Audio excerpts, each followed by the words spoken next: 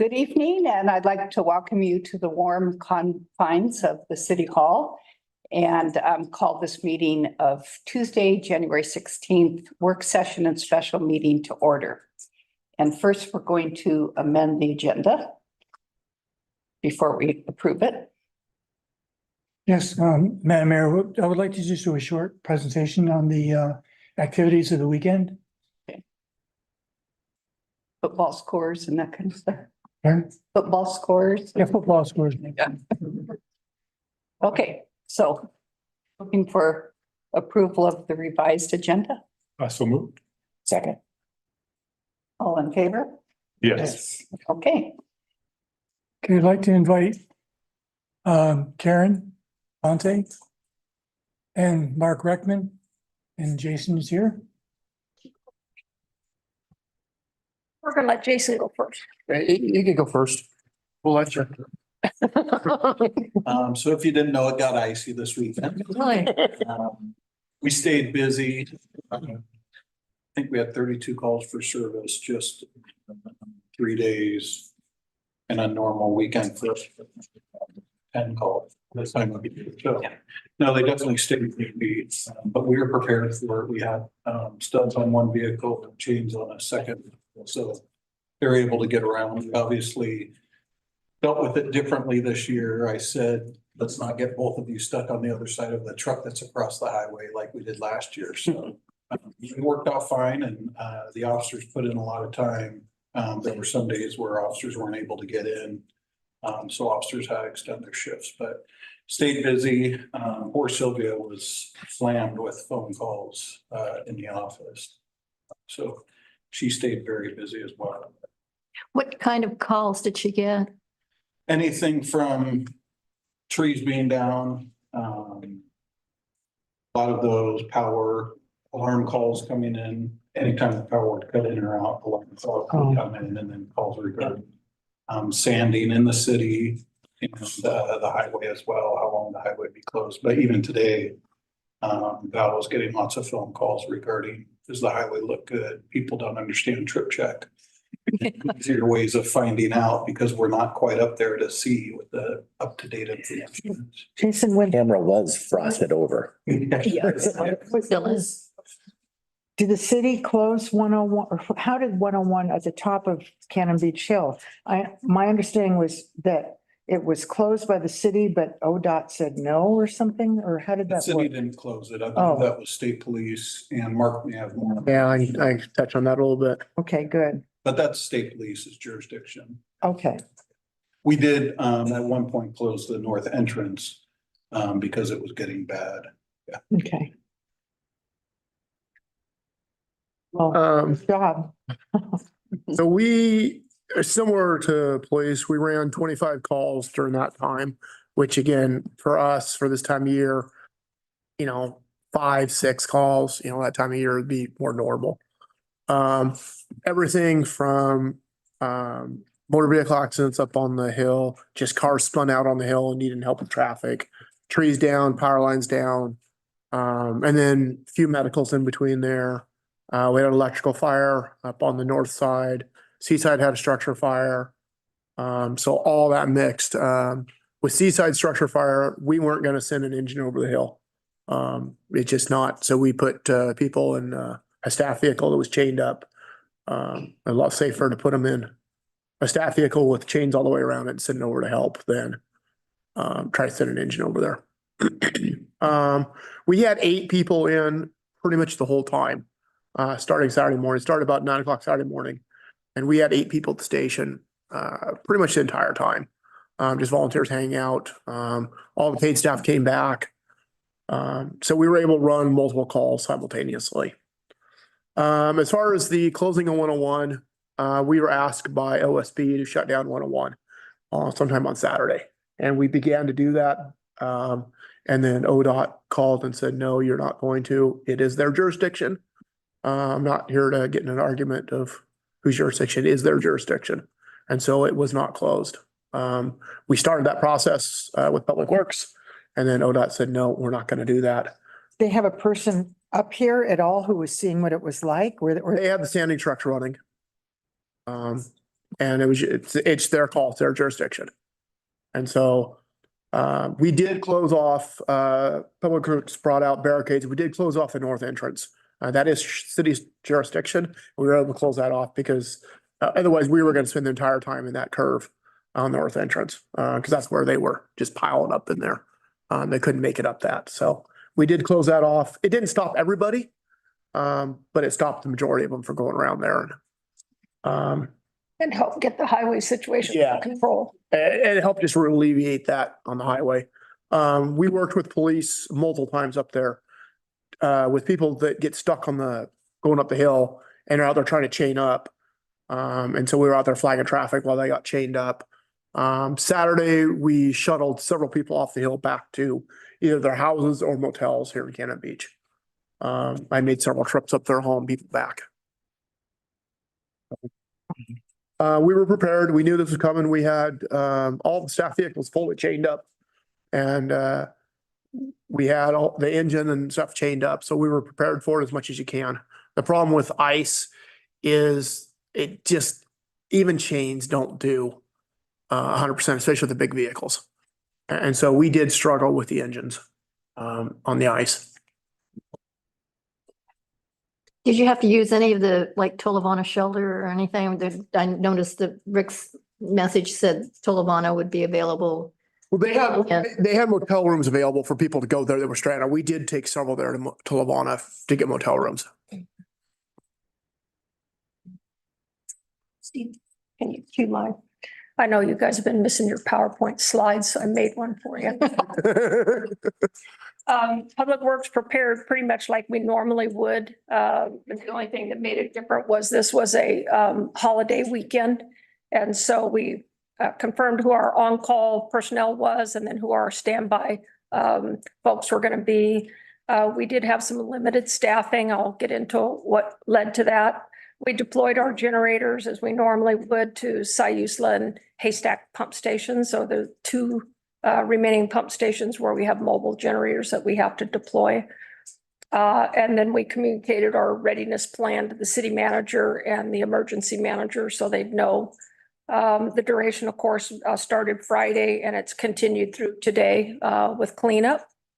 Some of the challenges that we encountered was obviously the holiday weekend. We have a reduced staffing. Our recycle is always closed on Monday, but with it being a holiday, that was kind of a confirmed issue there. But Alaska Airlines, the flight delay, I've had a couple employees that were hung up in that, and it just happened to collide with this weekend. One of them is still hung up in that, stuck in Hawaii.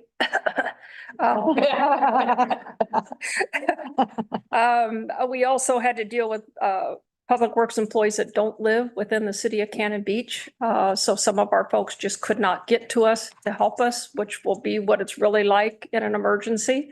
The good news is one of them that does not live in the city limits was already here and he was part of the barricade. We wouldn't let him out and we provided shelter for him over the weekend. And of course, the extreme conditions that were quite unique. I think I've had, I don't know how many residents tell me they'd never seen anything like this and they'd lived here 30, 40 years. Communication, I just want to recognize both the fire department and the PD. I think we communicated excellent over the weekend. I appreciated the level of communication I was getting. Public Works got anything from telephone calls, emails, text messages from fire, PD, OSP, ODOT, Recology, Spectrum, our city porter service that was not able to get here to empty trash cans and clean our bathrooms, and they were concerned about that. So we got a variety of calls.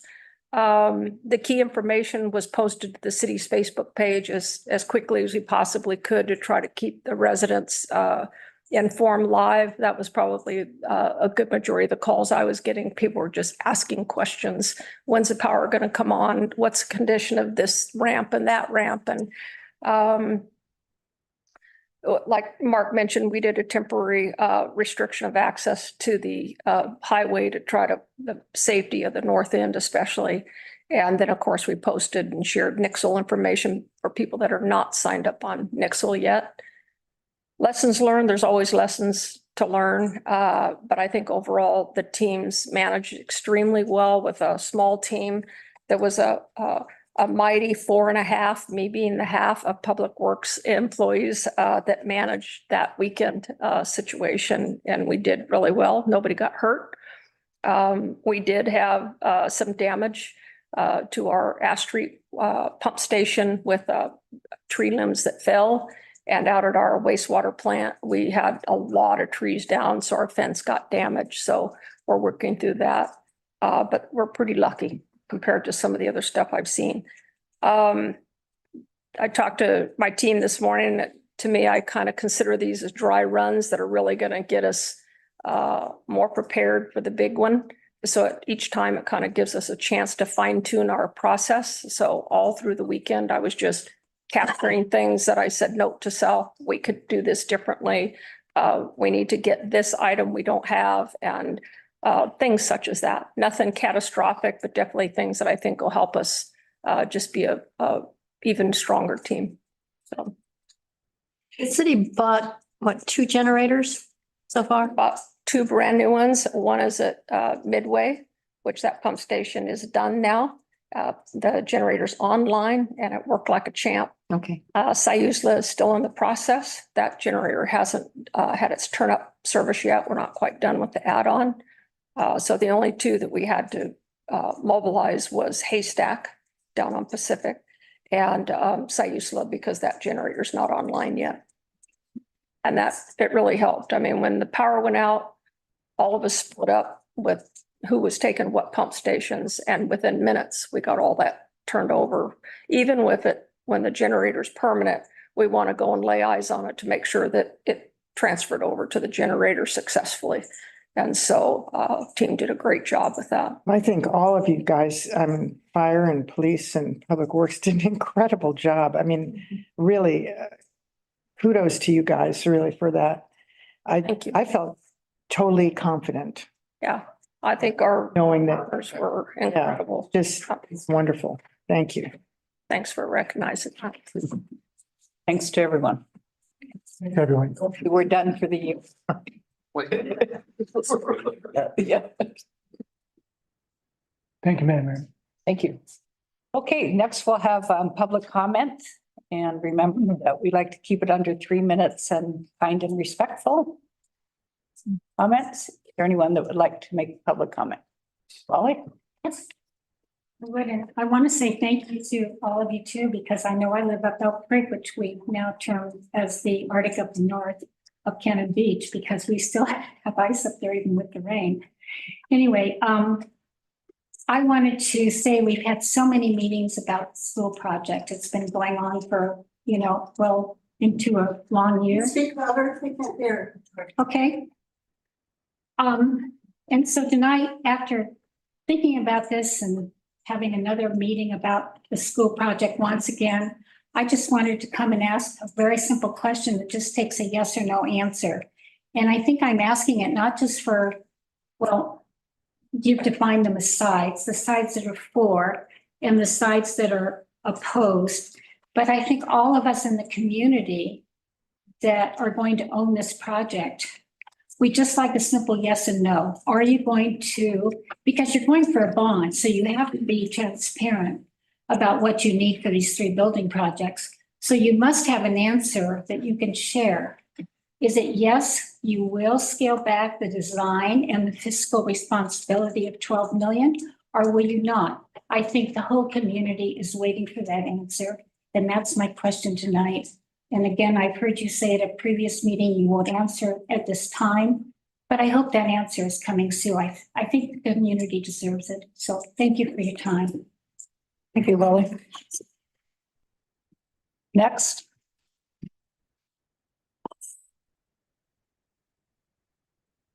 Deb?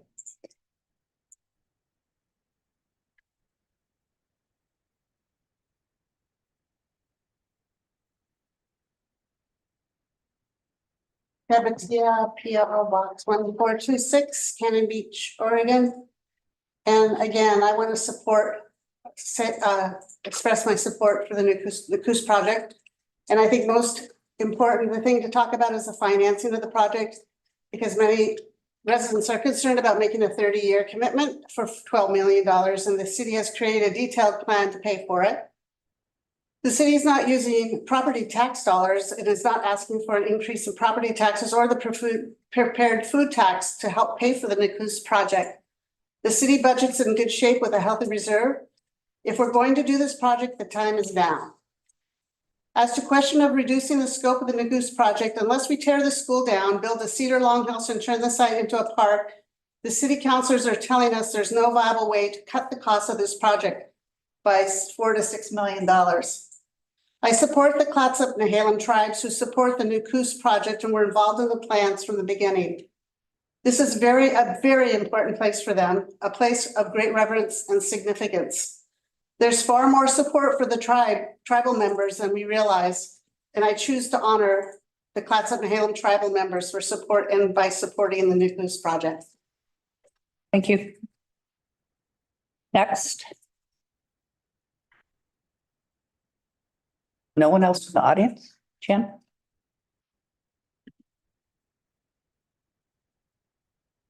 I'm Jan Siebert Warman, PO Box 778, Cannon Beach. I just wanted to say I think you all know that from the get-go that I've supported this project. And I have tried to communicate that at every meeting that I have been able to do so. I have also tried to communicate that if there is any creative way to scale this back, to simplify it, to make it more rustic, whatever, that in order to bring more support for this project, if anybody could find a creative way to do that, it would be wonderful. I haven't been able to find one yet, but I'm still looking. I do support the project, and I hope that's something. I think a lot of people do. A lot of people are having trouble supporting it for the 12 million, but I hope that if there is a vote for this bond, and I don't understand how that works totally, that even if you vote for the bond, that there may be a way to keep negotiating, if you choose, with people who are not on board with the whole 12 million, that there could be a way to keep working together to find some sort of way that more people could support this wholeheartedly. And I don't have an answer yet, but I'm still trying to think about it. We had some time this weekend to kind of ponder it a little more, and anyway, I haven't found a solution yet. I'm sorry, but I know you're in a tough spot, and I really respect all of you, and I really respect everybody in our community. And this is a tough one, also a beautiful opportunity. And I hope we can find a way to make it happen in the best way we can possible. We can find it. Thank you. Thank you. Anyone else in the audience? Yeah. Oh, excuse me, Deanna Hammond, PO Box 942. Thank you again to all of our first responders and everybody who was out over the weekend. I know that you guys have had a hard job, and thank you for the counselors. I know that you guys have a hard job too.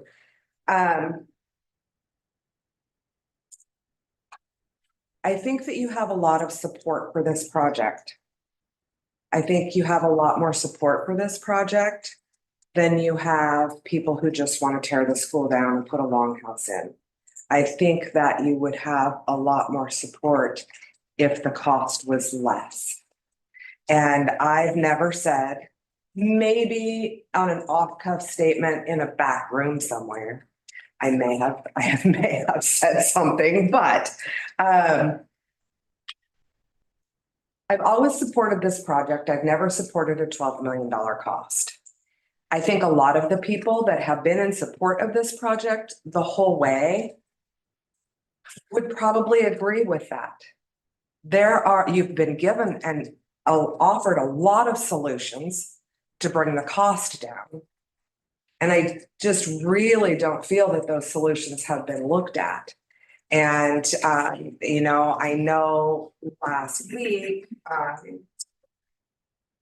Andrew brought up a referendum, and Lisa, you said, or Councillor Kerr, you said that, you know, now at the end of the meeting, what do we do? How does that work? What, you know, they want to tear it down. They want to do this. And I think you're looking at it too deeply. It is cost too much money. Brandon, Councillor Ogilvy, we spoke, at the onset, this had been going for a while, and you told me personally that you didn't want to see this project go over $5 million. So I think that there are a lot of ways that we can get around this huge, that we can come to a happy medium. There has to be a way. And, you know, the TLT dollars, didn't they go down when we had the economic crunch between 2008 and 2011? Didn't they go down during COVID? You know, there are times when we see a loss of those dollars, and we need to make sure that that is being accounted for. It's not just this trajectory. All the businesses in town are seeing downturn. People aren't coming, they aren't staying, the hotels aren't full. They're day tripping here because it's already too expensive to stay here. The COVID dollars and the extra money that people have in their pockets are gone. And I think that we're looking at numbers that reflect what happened during COVID and all of that government money that was being brought and sent here and spent here. And so I really think it's really important to take a step back and look at what we can do to reduce the cost of this project. It is possible. There's just like HRAP in the new city hall. They have 1,100 square feet. But then there's also talk about putting them down in this new facility. Why do they need both? That right there, that's 1,100 square feet of building. So, and that's just one example. Sam brought up, you know, not moving the bathrooms, not moving the kitchen, keeping things a little more in line with what they want. So I truly, honestly appreciate all of the hard work. I am personally glad that I'm not on that side of the dais. And I know that you guys have put up with a lot of us coming up here and saying things that we're passionate about, you know, because we care about this town. It doesn't mean that we dislike you in any way. But I really, really wish that you would please take all of this and everything that everyone has said to you into consideration, because not everyone doesn't support it. They just don't support the cause. Thank you for your time. Thank you. Anyone else in the audience?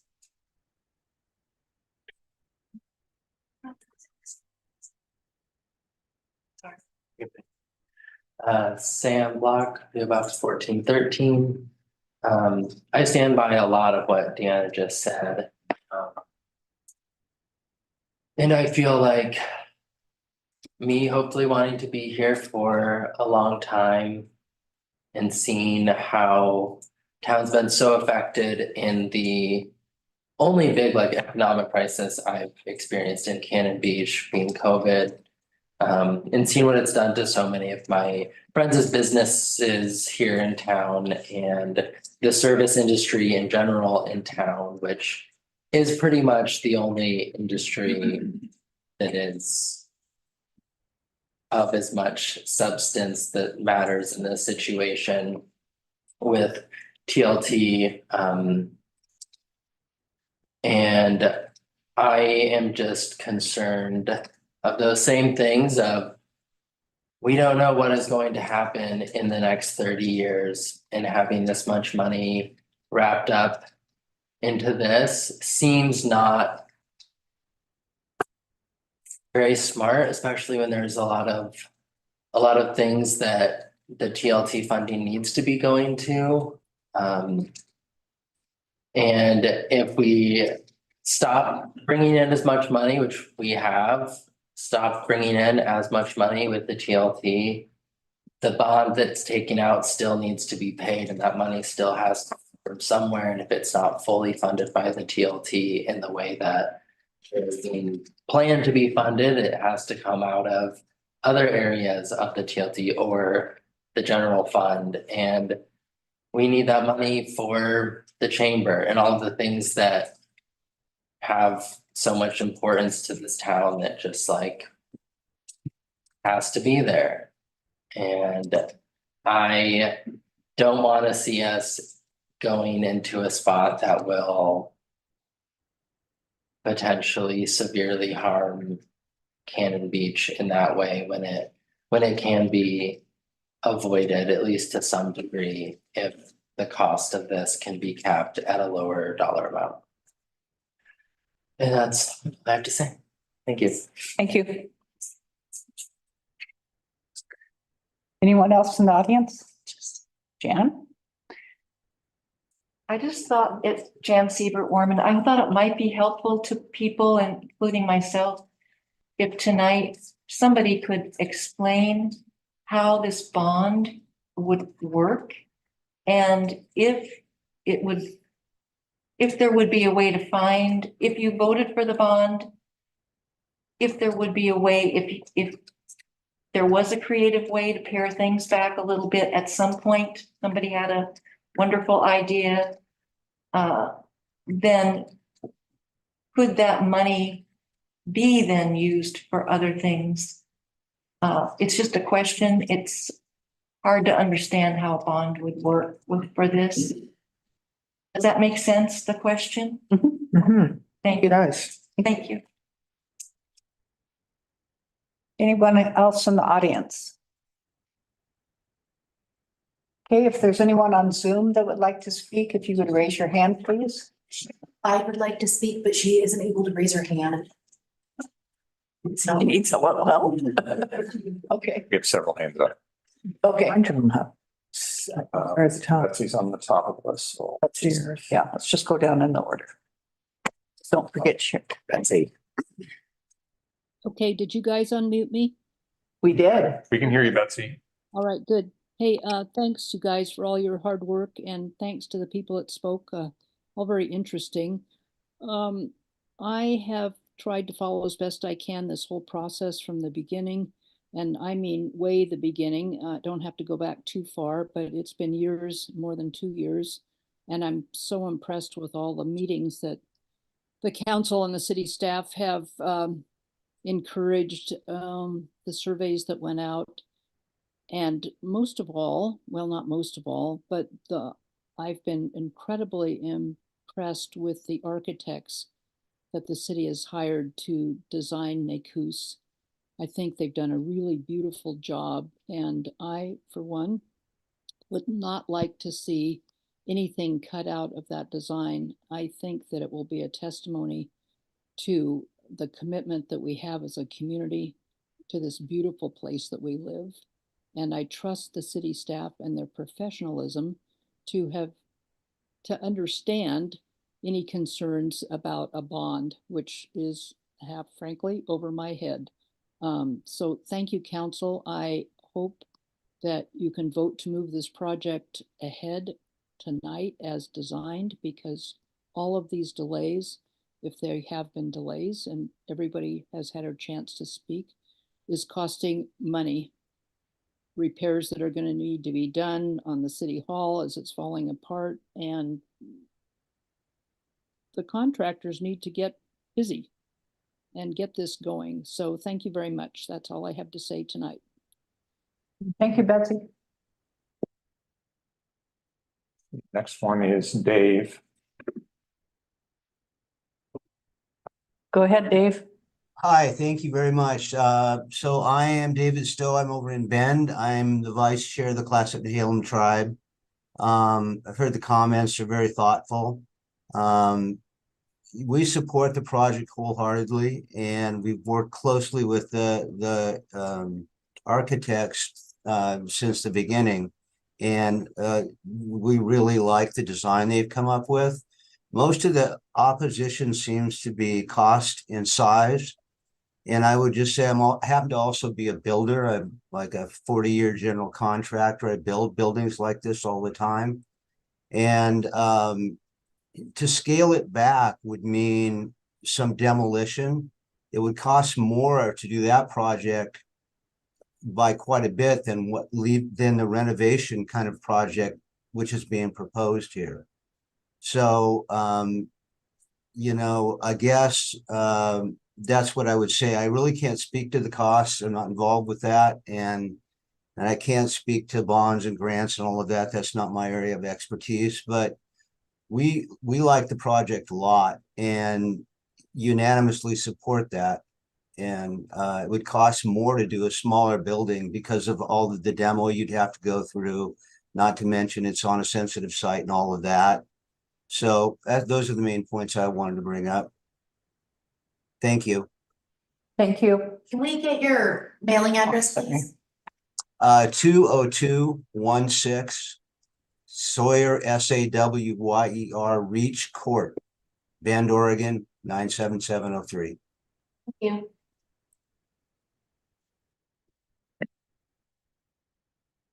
Next one is a phone number. I don't know who it is. Okay, phone number ending in 4699. It's your turn. And please remember to identify yourself and your mailing address. Go ahead. And unmute yourself. They're unmuted.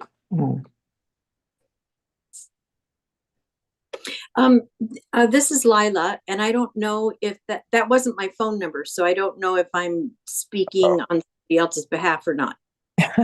No, you're the one that I see the number for, Lila. Okay, thank you. So number one, I approve the project. I think the concept is sound and will be an asset to our community. The delay will just cost us more money. It's been kicked down the road for years. I do have two caveats. And the first is that the costs. I'm thinking back to when we built our house and I wanted to have an eco driveway. And our builder said, Lila, you can't afford that. And I was like, oh, bummer. Okay. So I get what you're saying about making any modifications, but I feel like there could be some savings accrued through modifications.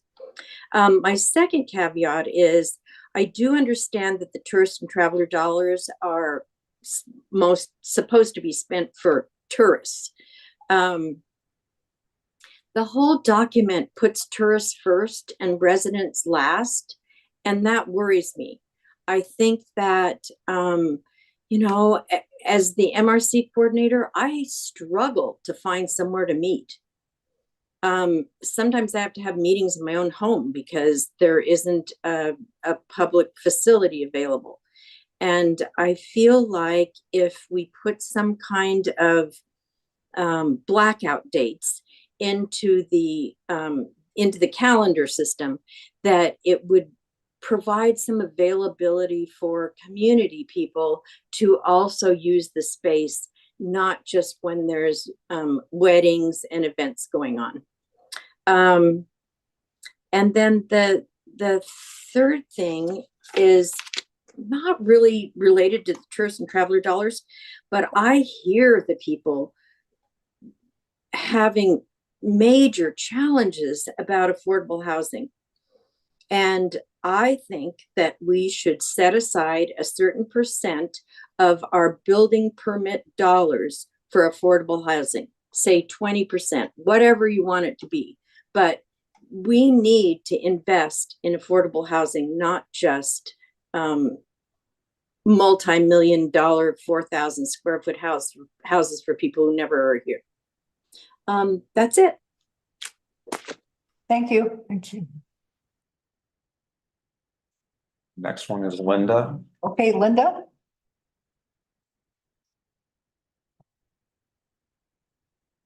Hello, can you hear me okay? Yes. Okay, I'm PO Box 894. I'm sitting here with my father, Wade Kuykendall. We're both homeowners in Cannon Beach, and we've watched this process for now the last 2 years. A couple things come to mind. I hear the testimony of many people speaking about the positive aspect of this project. But deeply down, it comes down to cost. When there's other infrastructure issues to be considered, such as bathrooms, such as parking, such as housing. And I guess my biggest question is if you are going to pass this bond tonight, based upon the current project design and budget, what happens when the city doesn't have the ability to pay back the bond? What is the outcome of that for the residents of Cannon Beach?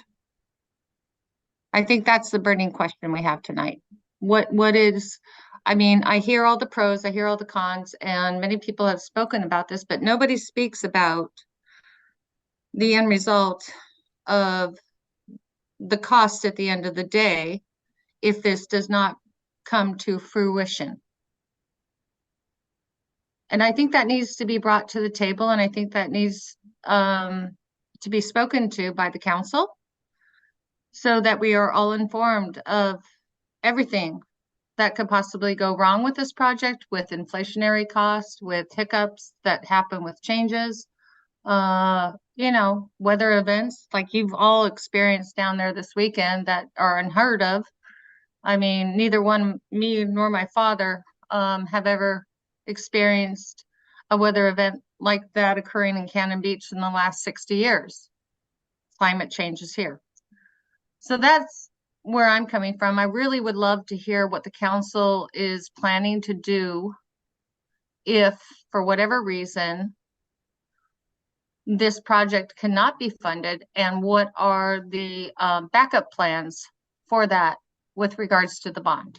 Thank you for your time. Thank you. Next is Jenny. Jenny? Can you hear me? Yes. Jenny Wright, PO Box 627, Cannon Beach. And I am in favor of getting started on the Nakoos School project as it's designed. It takes a city eyesore and makes it an attractive, usable feature. It has to be a nice facility to bring tourism in, which is what we need since we're using the TLT funds. Not only will we get a great tourist facility, but it's something we as a community will also be able to use.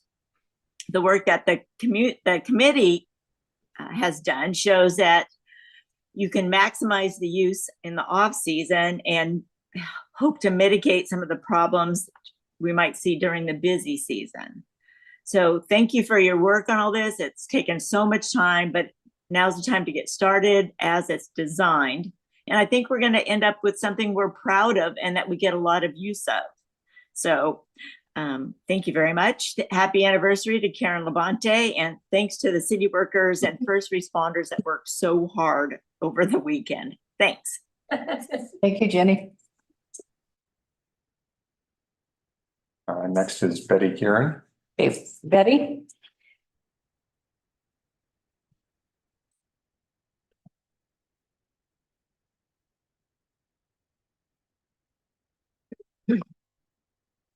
Can you unmute Betty?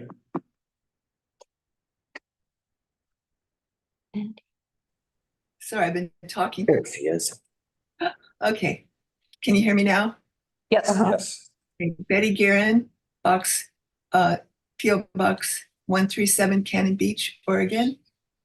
I just wanted to thank everyone for everything they've done to make this project a reality. The Nakoos Center will be a vibrant asset to our community.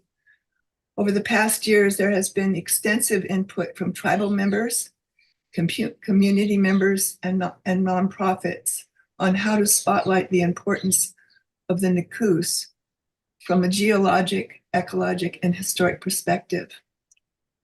The three components of the present building design will honor our past.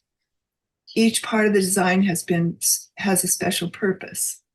The classroom space will honor the hundreds of school children that attended this school and continue to be a place to educate. The vestibule will honor the tribe and showcase their life and traditions at Nakoos.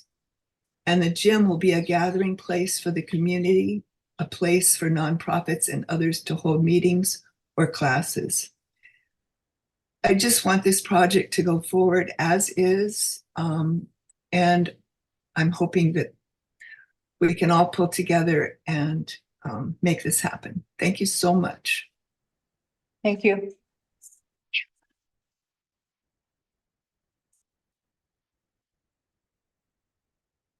Jennifer?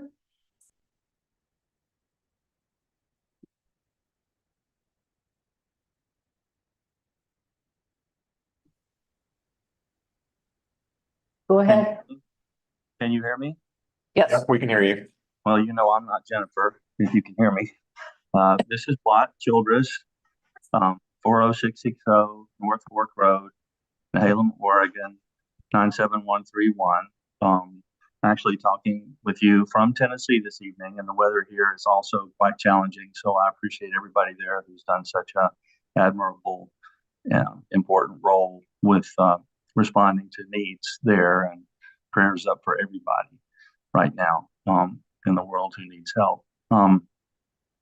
For many years, I've been in support of a project to renovate the old elementary school in a way that would support the community and honor the first people who made community in this wonderful place that we now call Cannon Beach, Oregon. I really hope that an investment in capital project is also going to, at the end of the day, be an investment in human capital. And that's really what I think partly what we're talking about tonight, all of us as a community, trying to figure out how this is going to do both, be something we can be proud of as a building, as a structure, as a space, and also be something that we will bring us together and make us stronger as a community.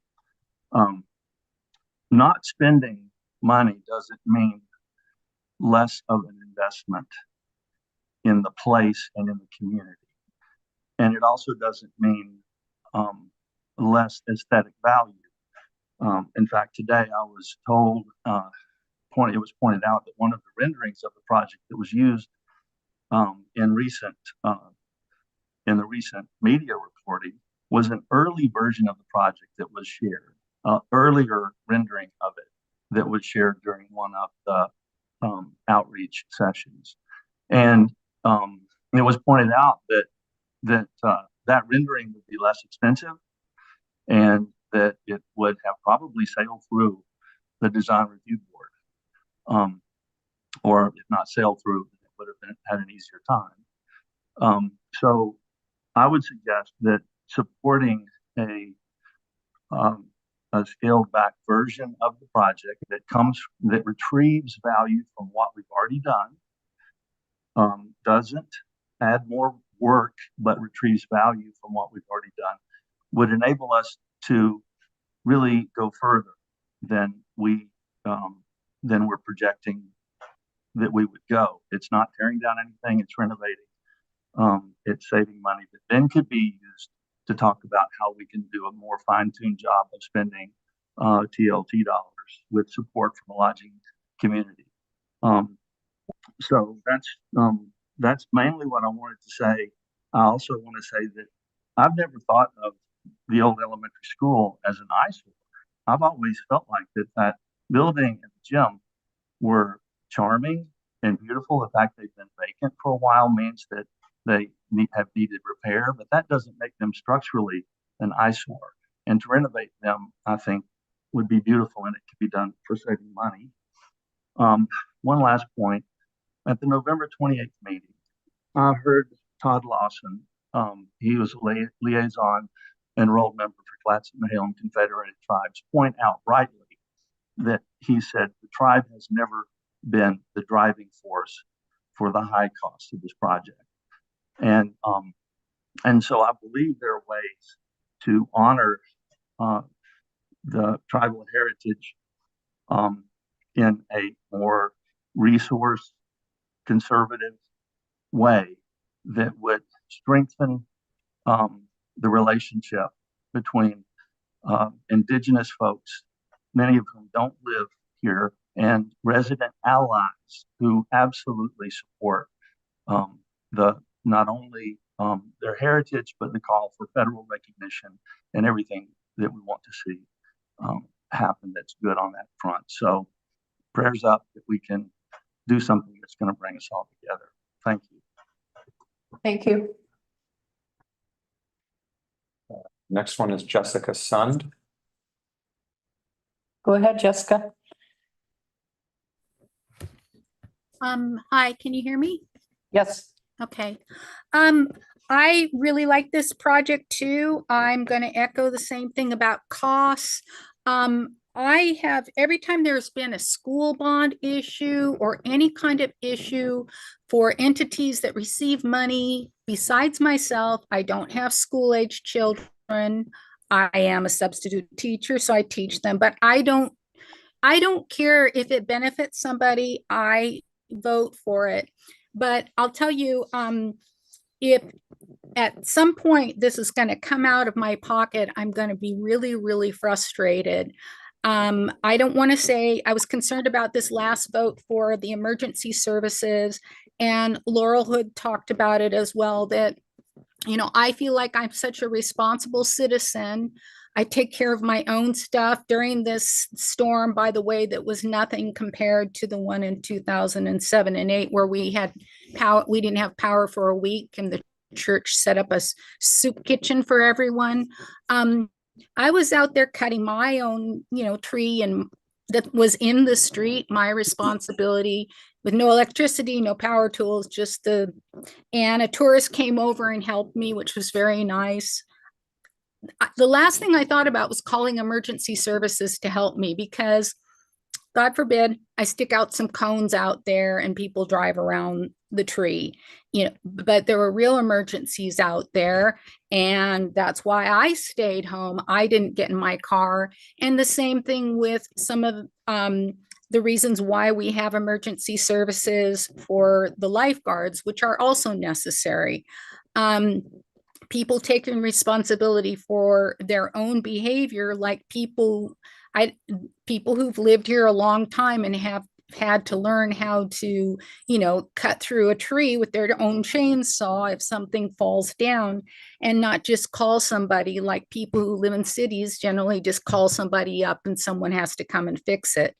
And so my point is that, and I love the tourists who come here. They're the only people I end up talking to, because I don't sit in bars and I don't really socialize. I do artwork, I teach, and I walk on the beach. And I really learn a lot from them, and we have a lot of good conversations. A lot of them say they love coming at the time of the year where it's not so busy. They say there's too many tourists down here. There's just too many people. But anyway, to get to my point, I'm not pointing my finger at anybody, but I just feel like I, in my own way, I hate talking about myself, but because I don't belong to any committees, I go out and do my own thing. I don't, you know, have a bumper sticker, and I just want people to do that too. And I like it when tourists take care of themselves, but mainly the lifeguards and some of the fire department are there in the summer to take care of tourists. And all of those people that were stuck on 101, I sure hope they weren't property owners like me and stayed home, that they should have stayed home. So anyway, I'm just wondering how much you can squeeze out of us. And I know I have attended the meetings and now enough to know that this is coming from the tourist dollars. I keep wanting to say TLC, but that's not right. It's not tender loving care. It's something else, beginning with a T. I also also like the design. I like that you have looked over it so thoroughly and listened to us. I appreciate that. I'm going to continue paying attention to how the monies are done, are taken care of. Not a topic that I'm real fond of talking about, but it's time to grow up and figure out what's happening here. And so that's my little 2 cents there. Thank you. Looks like Dick Bash. Hi, Dick. Good evening, everybody. I am wanting to. Who is it? Good to hear. Dick. Oh, okay. I didn't hear that. Go ahead. Has my voice changed?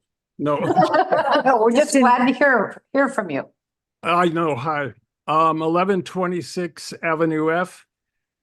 I'm really wanting to start out by thanking everybody who have stuck with this process so long.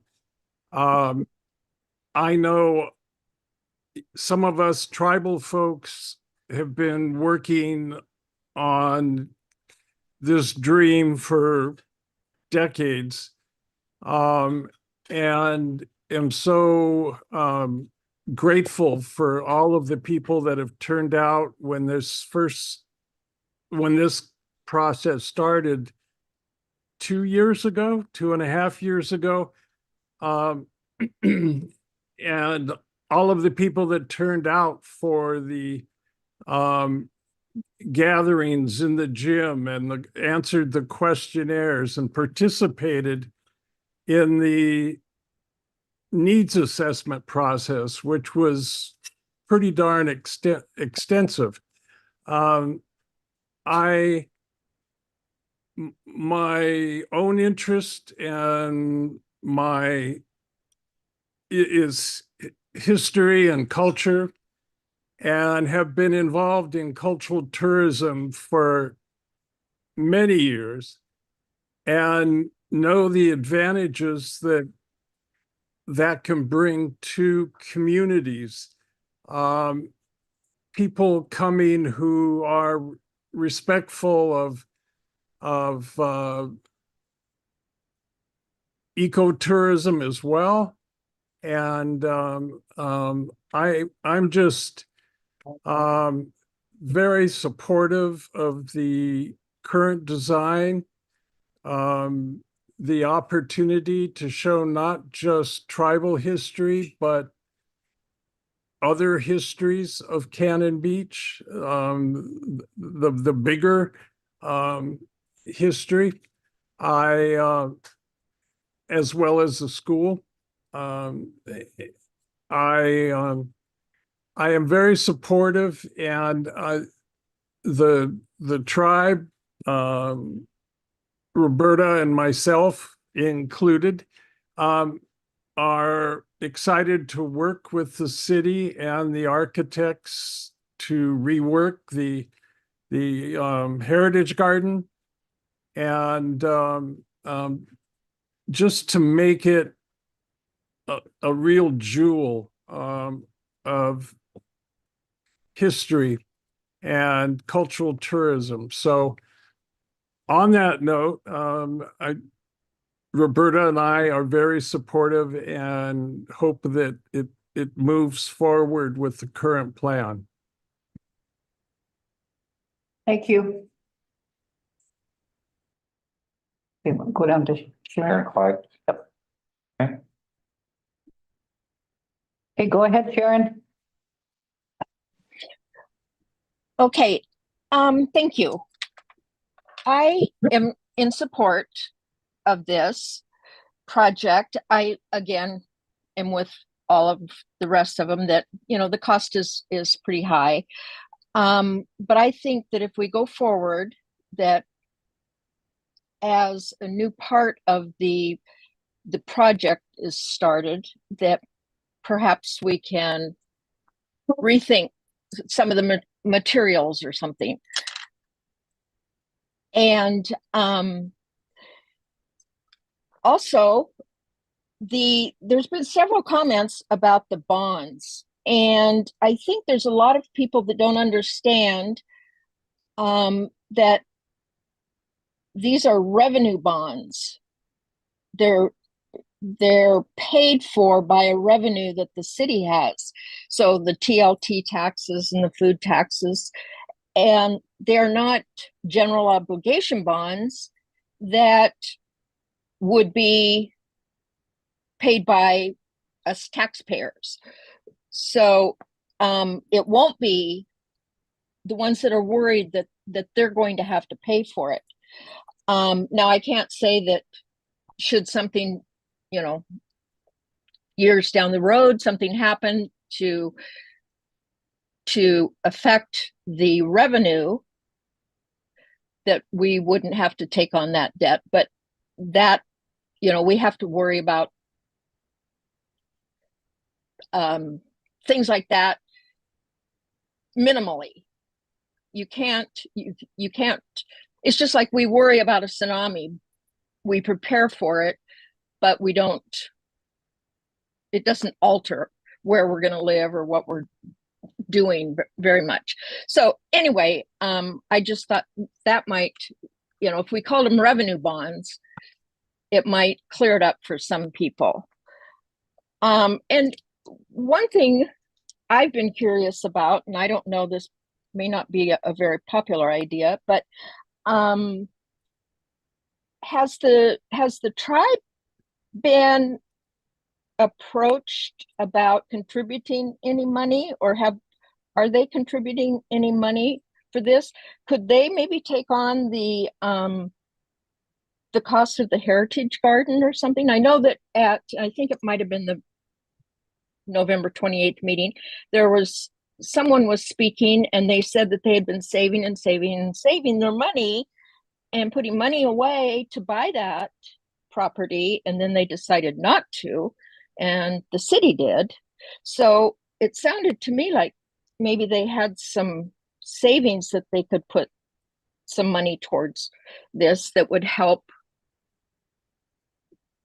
take some of the financial burden off of the city. And that's just, I don't know. I have no idea.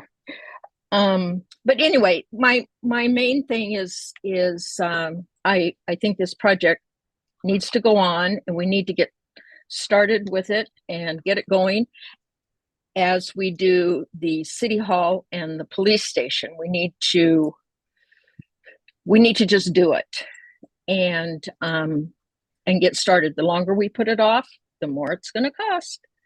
So thank you. Thank you. Is there anyone else on Zoom? Yeah, there's two more hands up. Okay. TG. Go ahead, TG. Hello, my name is Tabea Gosen, P.O. Box 19 in Cannon Beach, 97110. I've heard a lot of talk tonight about cost, and I wanted to relay a little bit of my experience. A year and a half ago, I did some major repairs on my house, and I didn't finish. So this year I got to looking at it again, and I discovered that the cost of my materials, a large portion of my materials, had doubled in the last year and a half. So I just wanted to provide a little bit of perspective about reducing costs and inflation and the viability of cutting down on materials. Thanks. And thanks for all you're doing. Really appreciate all the hard work that's gone into this. Thank you. Yeah, Linda. Linda?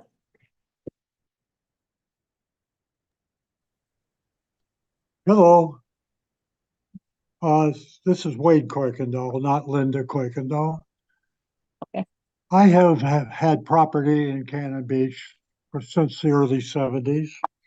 We did our home in Cannon Beach in the early 80s. Our kids grew up in Cannon Beach. We've enjoyed Cannon Beach.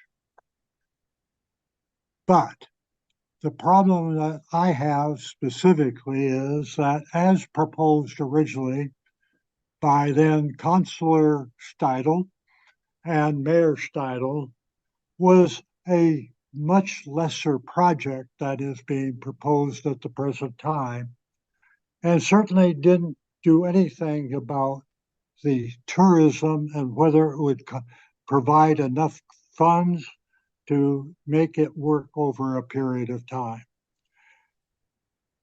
The mayor and other people at the time designed out a very specific project that included the Quonset hut, included the roofing, including classrooms, including areas that could be set up for small amounts of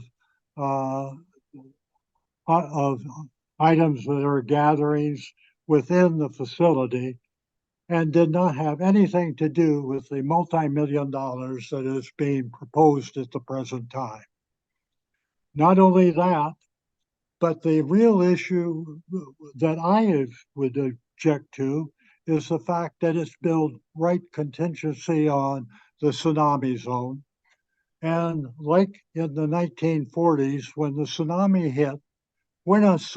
hits, it wipes out a whole lot of things, and it provides no basis for having it repaired, because you can't find things to repair a tsunami after it has happened and the damage is done.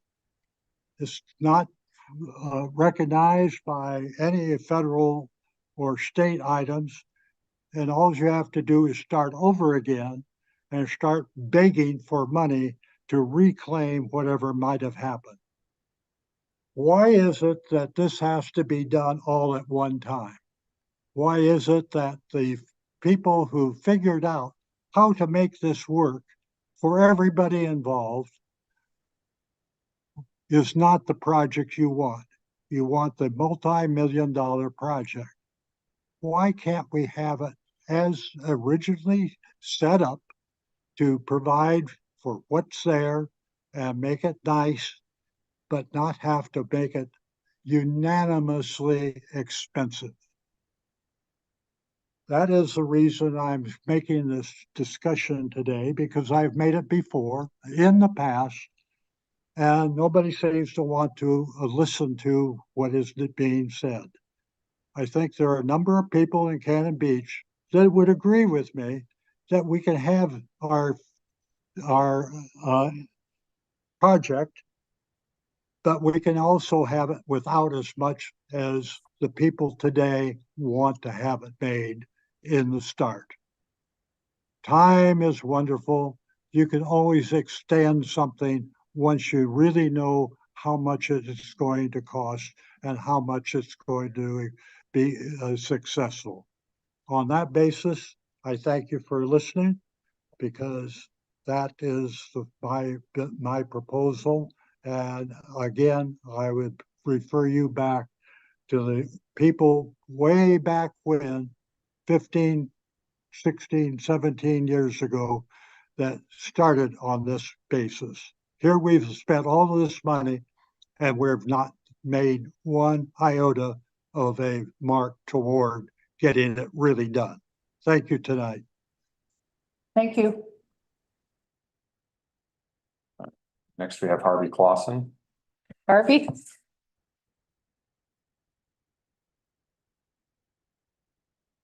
Are you able to hear me? We are. Okay. Is it possible to log me in so that I can share my screen?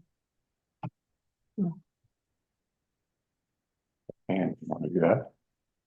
Do you have something you want to show us? Yes, I have something I would like to show you. Okay, go ahead. Okay, I can do it.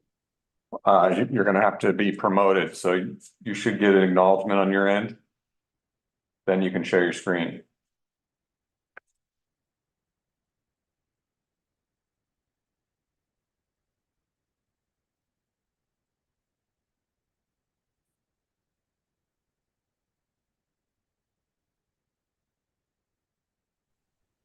share my, Yep, there should be a green share screen button. There you go. Hi, we can see you. okay. Um,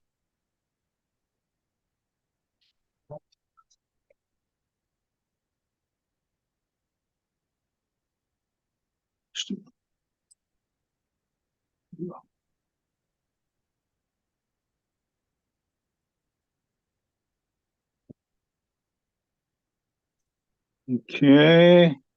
Are you able to see my screen now?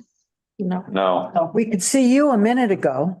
Okay, but you can't see my screen. Okay, I may not be able to do this. I was trying to be able to present what the previous presenter just talked about. Up and through 2022, the folks that were involved in this project did a really good job, and they had something that looked great and was solid, and I think Watt Childers spoke to that. And unfortunately I don't seem to be able to share that with you, but it's something we should think about and take a good hard look at. So that's really all I had to say. Thank you very much. Thank you.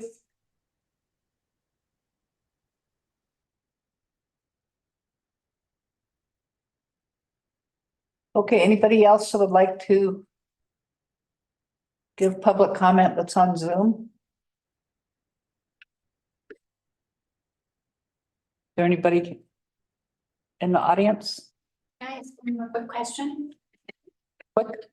Yep. I asked before whether you are going to or you're not going to change the scale. I would also like to ask if you would consider, if you had put this up for a bond that needed a vote, do you think it would have passed in this original way? That's my question. Thank you.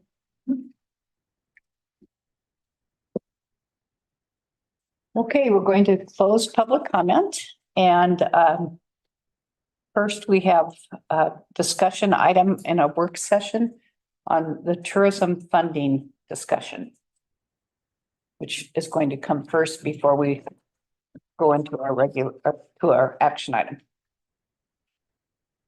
Would like to. Yeah, it's in the packet. I believe I'll be speaking on this tonight. Okay. To get us started.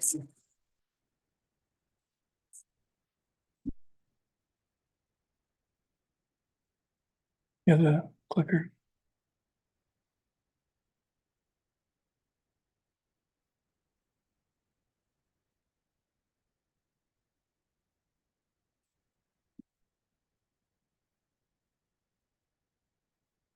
One you want to look at. Yes. Yes. This is a summary of the room tax revenue and expenses for the fiscal year ending, well, it was the previous fiscal year, which was June 30th, 2023. Okay, starting on this side, there was a room tax established to support the general fund. And that was between 2009 and 2013. And that was at 6%. And that's what we started with. And so after during that time frame, we were at 6%. Then there was a tax increase of the TLT of another 1%. That 1% goes to the TAC, for the tourism and arts funding for their projects. So that brought us from 6% to 7%. Bruce, that 1%, was it 70% of the 1% or was it the whole 1%? 70%. 70% of 1%, right? Well, 70% went into the fund, Was that 30% right? went into general fund. Yeah. Not the whole 1%, 1 percentage point increase and 70% of 70% of the 1% went into that fund. Yeah. Yeah. Okay. I believe the 6% was 100%. Okay. Yeah. Yep. Okay, thank you for the correction. So with the two, that gets us up to a 7%, which tracks up onto this line up here. So it's at 7%. And then there was a 1% increase, and that was to deal with the chamber and other related expenses. And that got us to the point that we were at 8%. And that was in between 2016 and 2023. I believe that actually happened in 2019. Then that got us to 8%, and then we did a 1.5%, and that's related to the project, which we're talking about, the room tax to support the Cannon Beach Elementary. So that gets us to 9.5% right there. As far as how it's spent, it comes down, and we've got the 1%, the TAF fund, the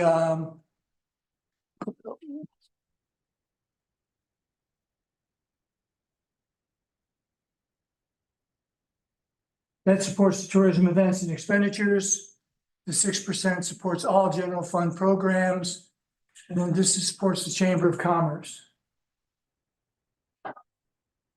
Those are how the funds come in, and those are where the funds are spent. The 70%, the 7% is one that goes to the Chamber of Commerce. It's approximately $480,000 a year. The other remaining 30% does stay with the city. Okay. Can I ask a question? I'm wondering about the 1% TRT fund. Revenues 508,605, fund expenditures 501,764 for that balance. Where is the 6,841? That too. My understanding that the full 70% of 1% went to that TRT fund. Lori, you're on the line. Do you have an answer for that? Lori Sowry is our finance director.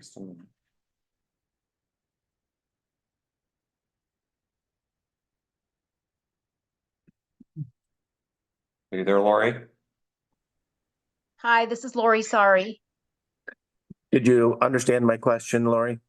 Yes, I do.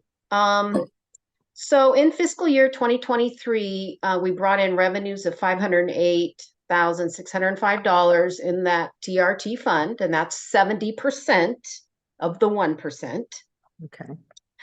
And we paid to the chamber $501,764, which left $6,841 in there.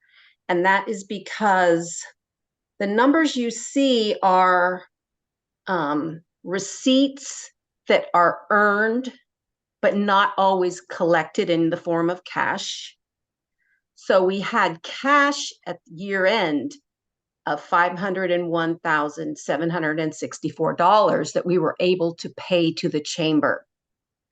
And what we do is we reconcile this every quarter because sometimes we don't get our payments in a timely manner from every lodging operator.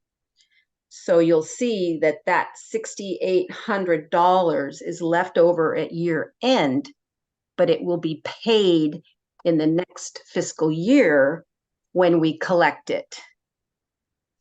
When we collect the cash in hand, because we can't pay the chamber something we don't have in the form of cash. And now I do see your note, excess rolls over, so thank you. Also included in your materials is a copy of the contract with the chamber and the rules and regulations, or whatever we want to call them, for the operation of the Tourism and Arts Commission, TAC.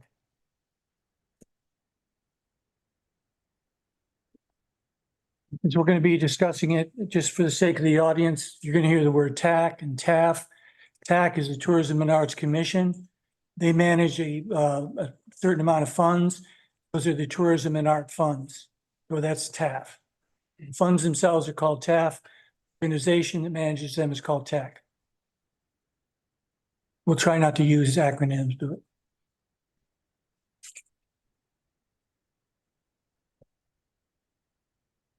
The Chamber of Commerce agreement that recently, and that was signed by Jim and myself in 2019.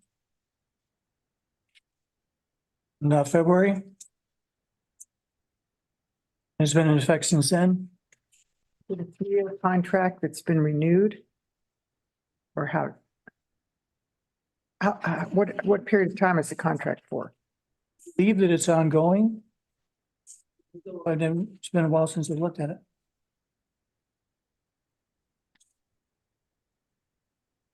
To be terminated by either party with 90 days advance notice.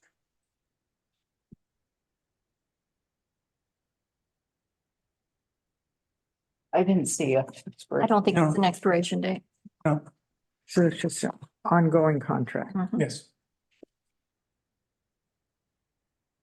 As was the one before. Right. That's your understanding too, right?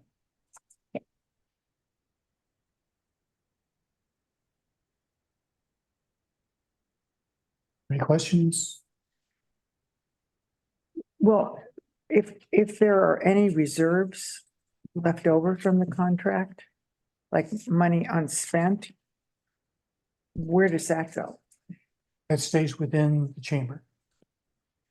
How come? Why doesn't it just go towards the next contract? That's not the way that the contract was set up, the agreement. As envisioned was that they would get 70% of 1%. And there were also some structural elements. For example, they were getting more funds than that under a previous arrangement.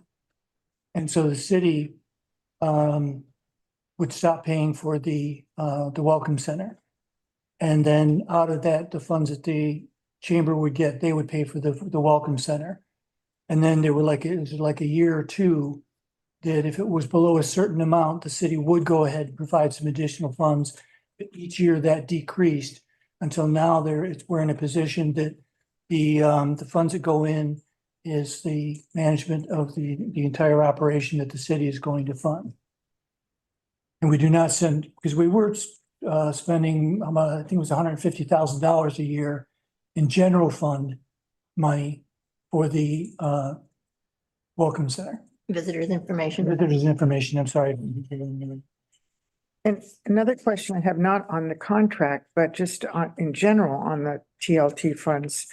I heard a couple of people in the audience said that, or implied that the TLT funds were going down, that the hotel business was suffering, that they were people coming into town, that the monies were down. And I can't see that in any of these budgets. Is that the case? The way that it's been explained to me, and there are people that are in the lodging business here, is that like 2019 was kind of a base year. Then after that, we had COVID, then it went down.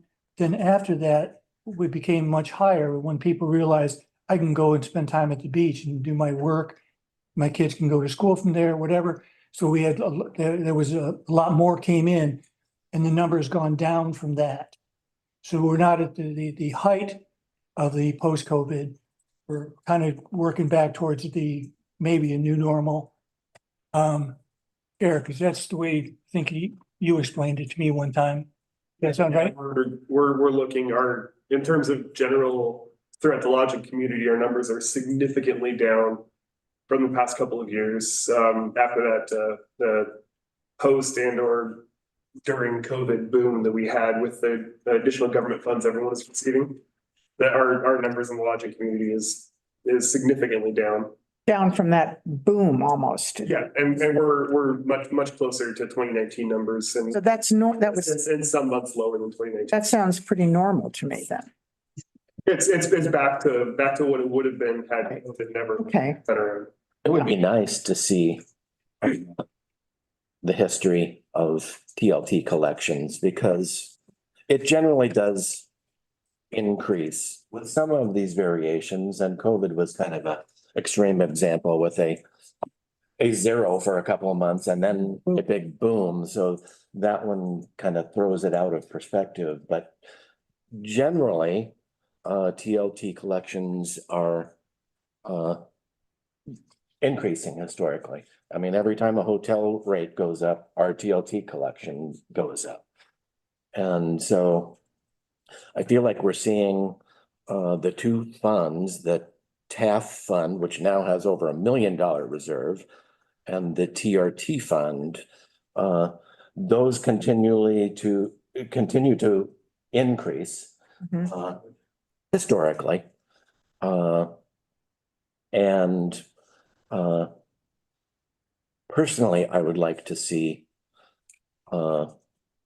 us create a new destination development fund. We hear a lot of talk about restrooms and all these projects that we could be funding with tourism dollars. I'd like to see that consistently increasing income devoted to those kinds of destination development projects. That could be trails, public spaces, public art, parks, etc. You mean rather than this full 70% of 1% going to each of those funds? Having some kind of cap with the excess being able to go to a fund like that. That's an interesting idea. I think it's worth a discussion, definitely. Bruce, did you want to add something? No, I was just taking notes.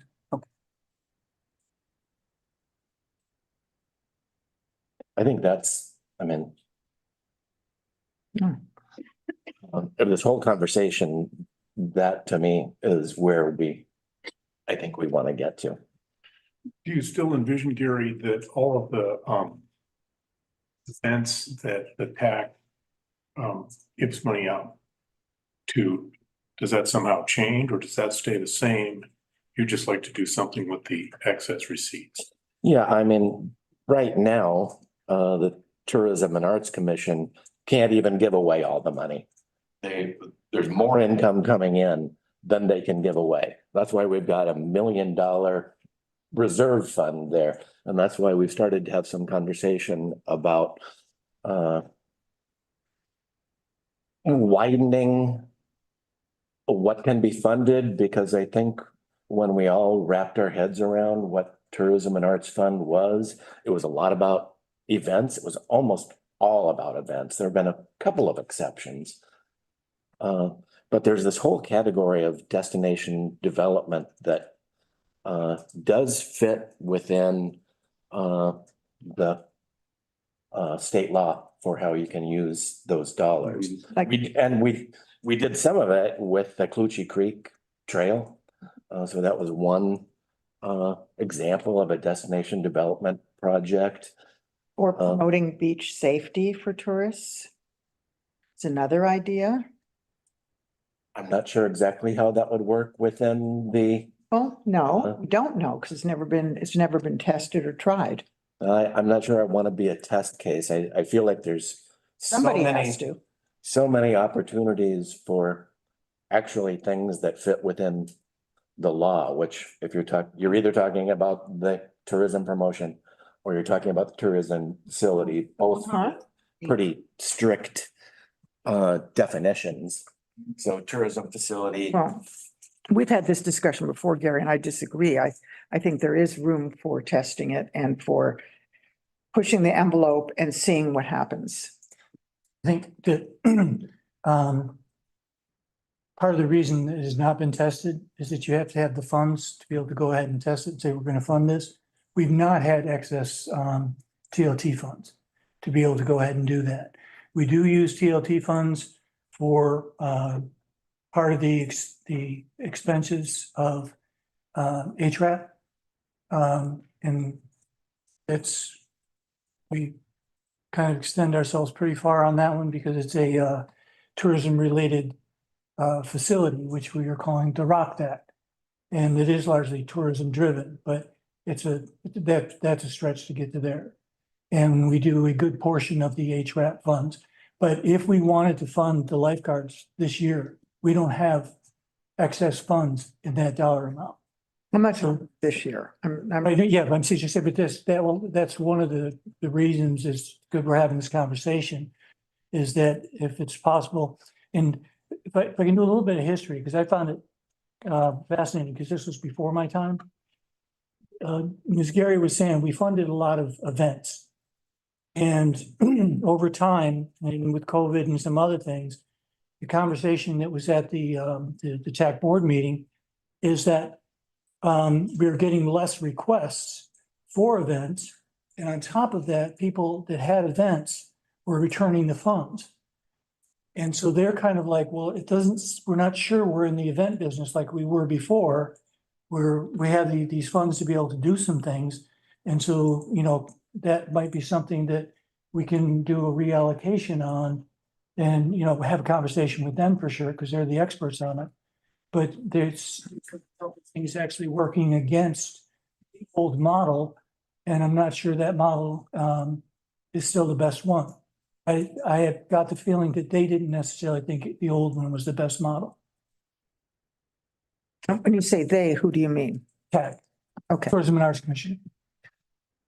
I'll just throw in a couple of things here. HRAP is a little bit of a gray area, so I think we are pushing the envelope a little bit. I would argue, if I was a lawyer, which I'm not, that we can't call Haystack Rock a tourism facility because it's not we don't know. real developed property, but I feel like it does fit under tourism promotion or just like some of the other events. Tourism activity, That we, definitely. it's a tourist activity. So I feel like we're testing it there, but I mean, if I'm representing the city, I don't think I'm gonna sit here and say, I want to intentionally break state law to fund things. I'm not saying that either. I would never say that I want to sit here and intentionally break law.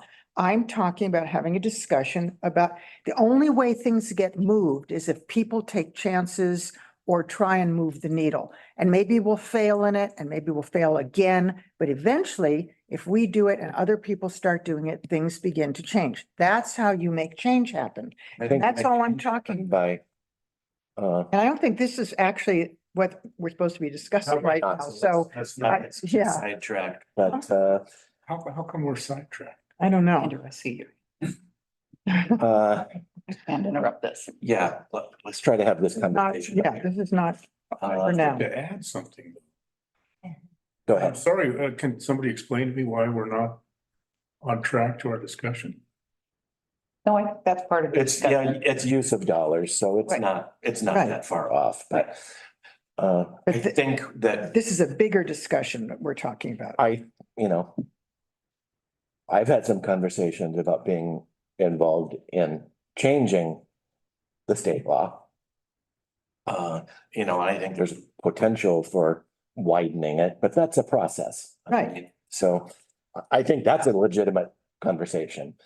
But I think there are plenty of things, the trails, the public spaces, the public art, the parks that fit right in with projects that we're Great. working on that 100% qualify for. I agree. Gary, are you talking about, I'm going to further this conversation a little more, putting a cap on how much of that 70% will go to the Tourism and Arts Commission and putting a cap on how much will go to the chamber? I think the chamber, we pay for the information center and we pay for an amount of marketing that we feel like is appropriate. And yes, if there's some left over, it could go into that fund. Clearly, Tourism and Arts Fund, has Left too much over. money. Yeah. And I don't know that they are the mechanism to fund these kinds of destination. You're talking about a third, almost like a third, Mhm. a third, fund. a third fund. And I don't think that's such a bad idea. I think that's something we should discuss. We do agree sometimes, don't we? Right. Sometimes. Andrew, it's gonna have to be very quick. Just a Come on. clarification on the amount of surplus funds that are in the tourism and arts surplus. I think it'd probably be interesting to know how many how much of that money was during COVID that was set aside that was never spent, because that's when people were returning money for a number of years, a number of festivals didn't happen. So maybe that surplus isn't growing as fast as we think. It'd be interesting to know those numbers. I'm sure that is impacting it, but clearly we can't give away the amount of money. We don't have enough, we don't have the requests to spend all the money we get. And I think things get funded at a pretty good level through that. Oh, my And goodness. then I think, we could have the conversation of, what's the value of spending a lot of money on events that bring people here for a weekend, or investing in our destination that bring people here throughout the year. Yeah. So I mean, that's another way we can look at it, but another conversation to have. I'd like to ask a question of Jim. Sure. I'm looking at your budget that was in the packet. And I don't know how much of that was Visitors Information Center versus marketing. They're both combined. That's what you asked. Okay, do we have anything that shows strictly what the Visitors Information Center? Given that to you in past meetings. Do you think you could email me that again? Yeah. Okay, that'd be great. And then I have another question on this budget. At the bottom of page 2, it says, bottom of page 2, it looks like, the way I'm reading it, I may be wrong on this, but it looks like you had estimated at this point in time, I guess this is the end of the second quarter, right? Okay, and you had estimated that your ordinary income would be about 17,798, but it ended up being a negative 24,000, almost 25,000. And I'm just wondering, I tried to go back to find out where you lost. And that's even with a $150,000 carryover. Yeah. I don't have the budget in front of me, so Okay. I'm not sure. It's in the packet. Do you want to pull it up? Pull that up. Thank you. Mind you. I think. I'm not sure if the question matches the way that you budget. I'm not sure what she's referring to on page 2. Well, I'm trying to ask the question. Page 2 should be well past the income page. Yeah, that's the very bottom of page 2. Profit and loss budget overview. The difference from quarter 1. Oh, the net total at the end? Yeah. Okay. So we run at a negative. So we have an operating budget that runs for the quarter, and then we reimburse that operating budget at the end of the quarter. We often don't get, we won't receive this quarter's payment until mid-February. So we've only received the first quarter payment, which came in November. Okay. So we're running at a negative until we get the payment from the city to then reimburse back to that. We can pull that out of reserves. I mean, we have the funds available in reserves and our account. So we're not at a negative cash balance, but as a yearly budget, it runs that way until we get the quarterly payments. Okay, well, I tried to find out, from looking at this, tried to see where that 24,000 may have come from, because everything looks like it's somewhat under budget, which is good. But at the very end of page 1, and I don't know what this is, I'm sure you can tell me, TDF advertising and marketing other, and then it has $18,000, but there's nothing budgeted for that. Income or expense? Excuse me? Income or expense? Expense. 6246, 18,000. So the TDF marketing other expense for 18,000 is coming out of the reserve for the clarity of place work that is going to be happening. Okay, I don't know, some of this might be more quite appropriate for our quarterly meetings. I'm more than happy to answer these questions if you'd forward them to me and I could send you the responses, so it's not in this setting, right? I've got I've got a quick one for you, though.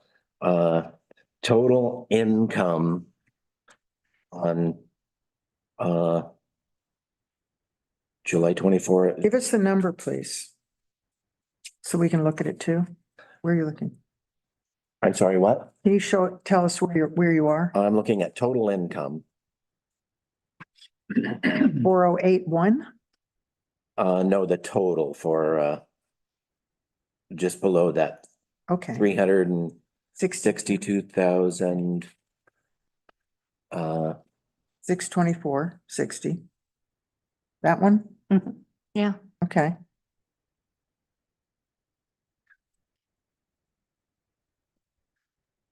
Yeah, that's okay. We should probably.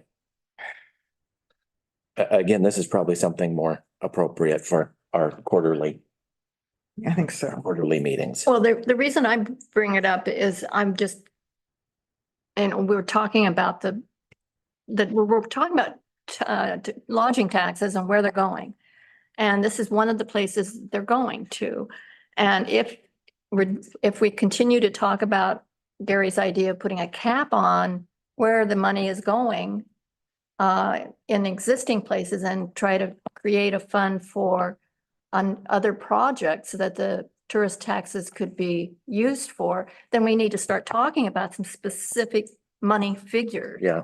And that's why I'm bringing this up, Yeah. because if we can understand the budget a little better and we can understand like the visitors information center is a city project, and the chamber is operating it, and the chamber is funding it through the taxes, through lodging taxes, then I want to know how much that's going to cost so that it doesn't get shorted. Well, I don't it want would, that to get it would be more helpful to, as you're asking, it would be more helpful to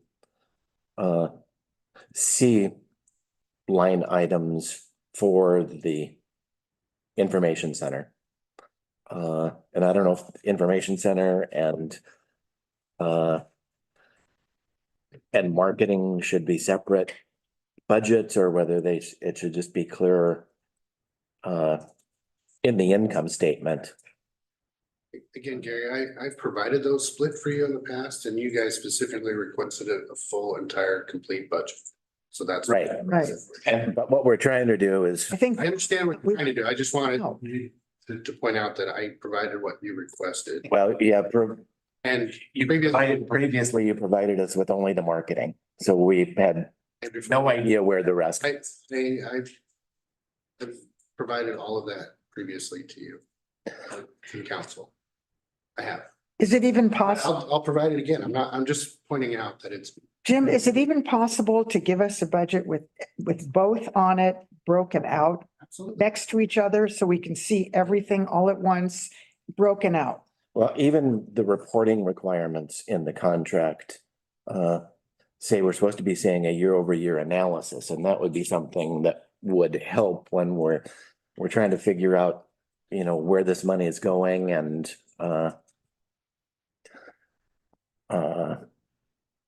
a little more detail on that, on some of it, probably. And to be honest, Jim, this is not your fault. It's my fault, but nothing's clear to me.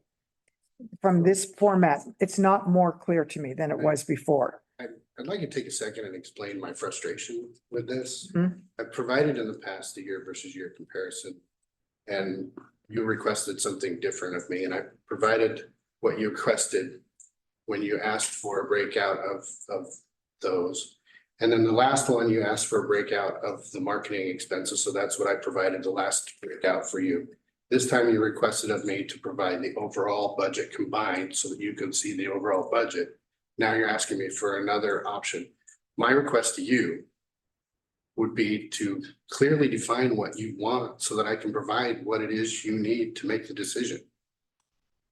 Asking me to explain things that aren't on the version that I've provided for you makes it very difficult on me.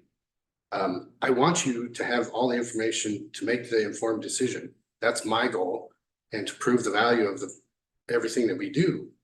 And so that you see that there's no money wasted. We've been very frugal and cautious with our spending. And there's many factors of why this looks weird on paper. The carryover from previous years, the unused portion, reserve, what's not in reserve.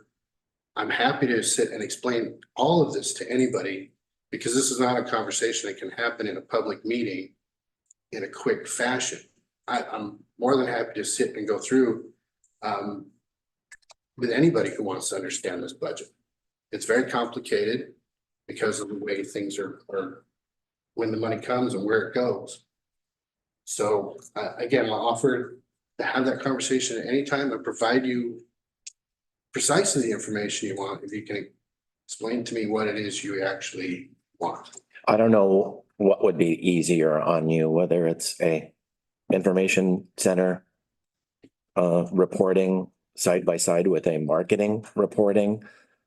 So we can see how much money is being spent on the information center. We can see how much money is spent on marketing. It's impossible to tell from here. And maybe it could just be changed by having line items that describe it's for the information center. I don't know. I mean, that makes for a very expanded budget. Accounting process. The bookkeeper and the accountant would have issue with that. Clearly define what you want. I don't care how difficult it is for me. I don't need you to make it easy for me. Tell me what you want and I will provide it. But the last 3 times I've reported, it's been different requests every time, and then it's not what you want. So they haven't been complete. You know what you want. They haven't been complete. It's really difficult for us to provide any kind of oversight when that's not complete.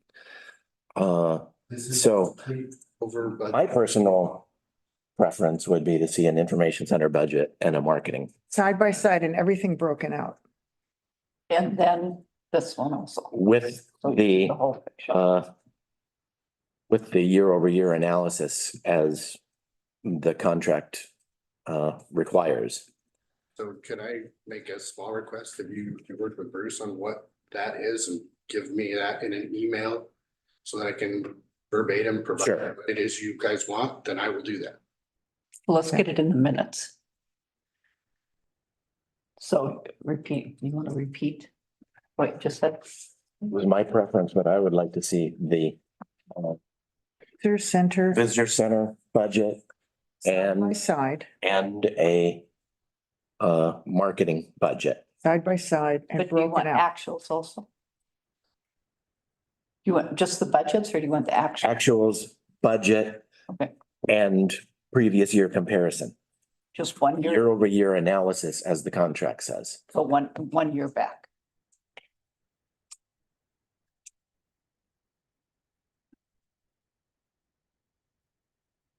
And I, Doable. Trust me. Is there anything else we want from Jim? I can just ask for a clarification because I'm trying to think of how I would do it if I was budgeting.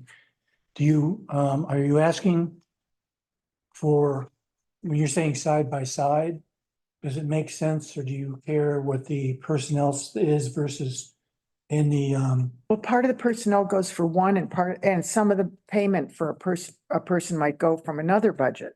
So I'd want to see which part is coming from one budget and which part is coming from the Yeah, other. I understand why it's difficult because of exactly that, because one person's salary is coming maybe from 3 different sources. Part of it's the chamber, part of it's information center, part of it's marketing.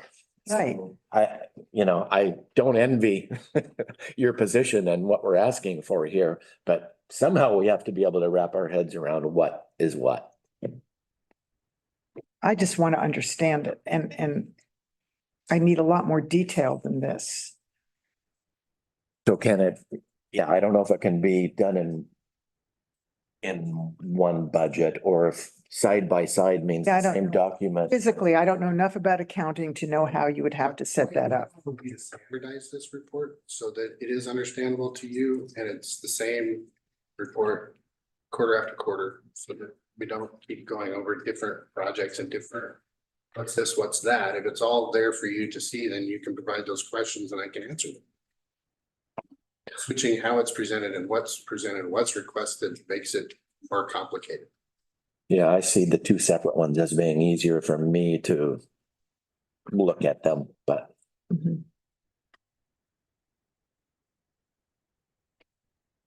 is it clear? Clear as mud. As long as it's clear for Jim. Maybe I can provide. If you can provide me this in a document or an email so that I can make sure and check off all the things that you guys are requesting, then I can format that with our bookkeeper in a way that does exactly as you want. Not sure how much work that is, but I can figure it out. Yeah, it's tough. I think the way I stated it earlier was as clear as I can get it. I will send Jim an email. Thank you. Thank you. Thanks. Copy council on it. Yep, please.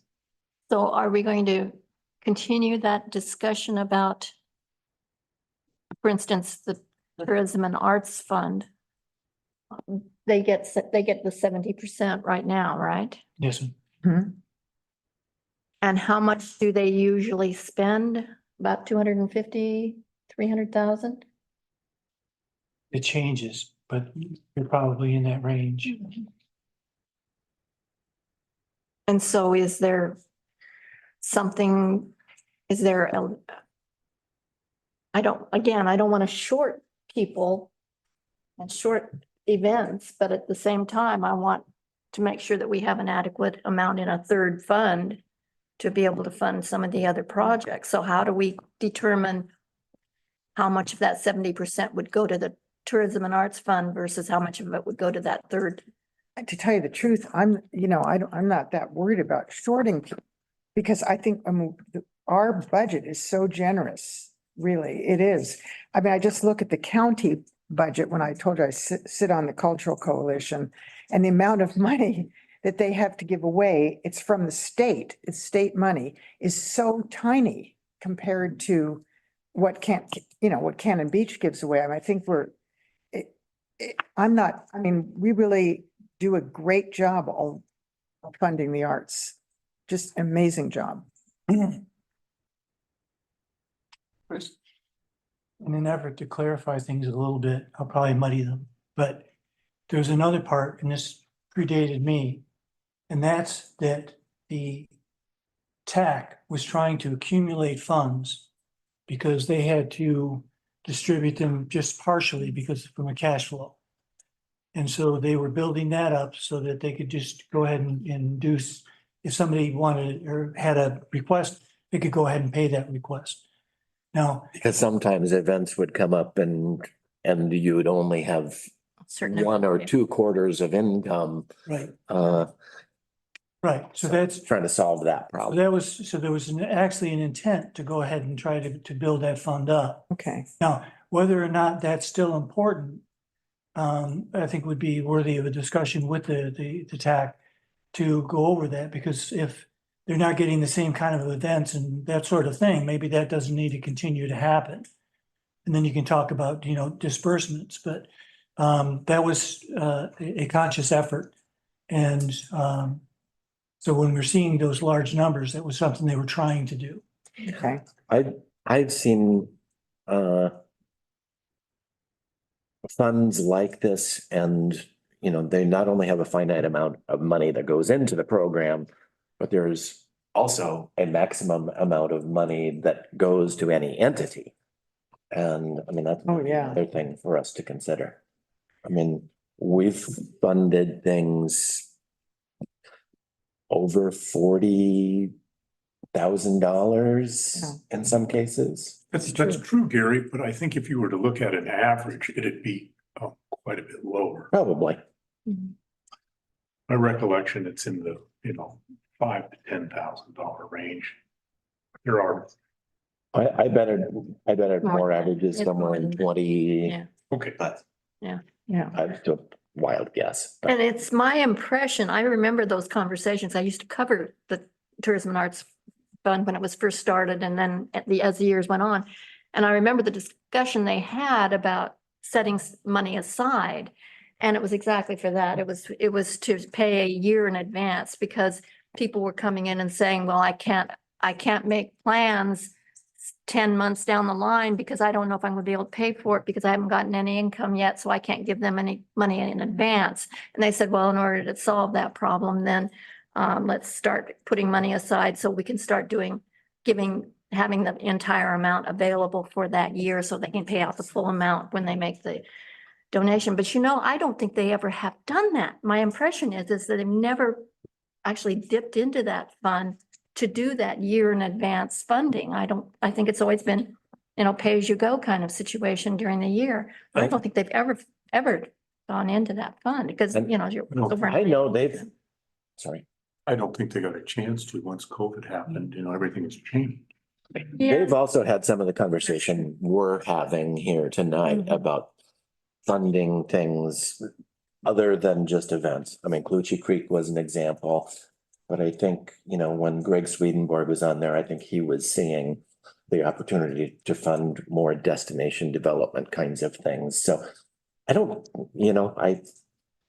I would hope that they're part of the discussion here and they would see, I don't know whether it can be part of the program that way, whether that makes sense or who would be requesting the money for a destination development project. Right. But, I think this was already headed that direction. I think also we need to make a list of the things that we're talking about in terms of what else would be funded with tourism taxes. What would be in that third fund? The bathrooms is one of those examples that we have talked about. And, Sorry, not housing, but. No, we can't do housing. Trails, we've talked about. Yeah, we talked about trails, but things that we really want to see done now that really need to be done. And then, branch out into other things. We need to start thinking of a list of those projects for that third fund. But I wouldn't, And see how much, kind of project how much they might cost. And of course, bathrooms are probably going to be an annual kind of situation. So we have to take that into consideration as well. Maintenance of them. One of them is, yeah, it needs to be built. Yeah, that's true. and I wouldn't mind seeing the continued arts emphasis that was written into this either. So that anything we do has an art component built into it. It seems like that's Cannon Beach, so it's not that we need to take an arts emphasis of whatever we do. Scallop shell toilets. I'm not gonna say. So perhaps the next step with that discussion is to meet with the TAC committee. Yeah. And the city council I think so. and just kind of have a brainstorming about developing that fund and what kinds of things would go into it. Yeah, I'd love to do that. They could fund more destination development things themselves. Yeah, they may have some ideas. Right. Yeah. Yeah. So that should be put on a meeting sometime. Sure, let's have a meeting. Have a meeting. So one of the things we were hoping to do is get more candidates. So we still have 2 openings, but you guys did appoint somebody at the beginning of the month, so we do have more members now. Okay. Okay. Yeah. I think a 7-member board. I think so. And now with this exciting new challenge, we might get more people who want to be on the committee because this is an interesting discussion, Mhm. you know? I'm looking it up because I cannot remember for the life of me.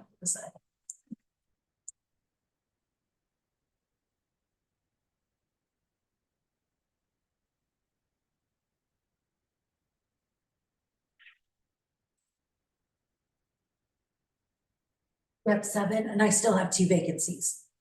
Okay. Okay, so let's plan a joint meeting. One of these days. We're kind of assigning people to that commission with the program being a little uncertain future too, so I'm not Right. sure So is this something you guys want to do as part of a work session, added as a line item to your work session? Or are you thinking a special meeting? I think a work session I probably. think a work session would be Yeah. great. Would, Yeah. invite them. And invite them? Yeah. Is it, should we try the February work session? Sure, why not? How full was that agenda? Did you say February? February. There's a lot in February, actually. Currently. Okay, yeah, so, Yeah. There's a lot in that may February. not be. Never mind. So, for the February work session, we are planning to talk about the SDC inflation review, short-term rental discussion, and the Cannon Beach advisory submittal to council. Yeah, that's So let's That's a go lot. March Yeah. session, and that Yeah. will give us more time, Perhaps. some other people interested in Right. signing up. And then Yeah. we also need to make sure they're all available. Yes. Yeah. Our work session. Right. Okay. And now it's even a more interesting committee with these ideas floating around. Maybe Greg could do it again. Well, how does the council feel about just offering direction to the Oh, yeah. commission? Well, I think that's, I'd I rather. know we need a discussion about it, but I think this is where this is headed. Yeah, I think that'd help. too. I think that would be good.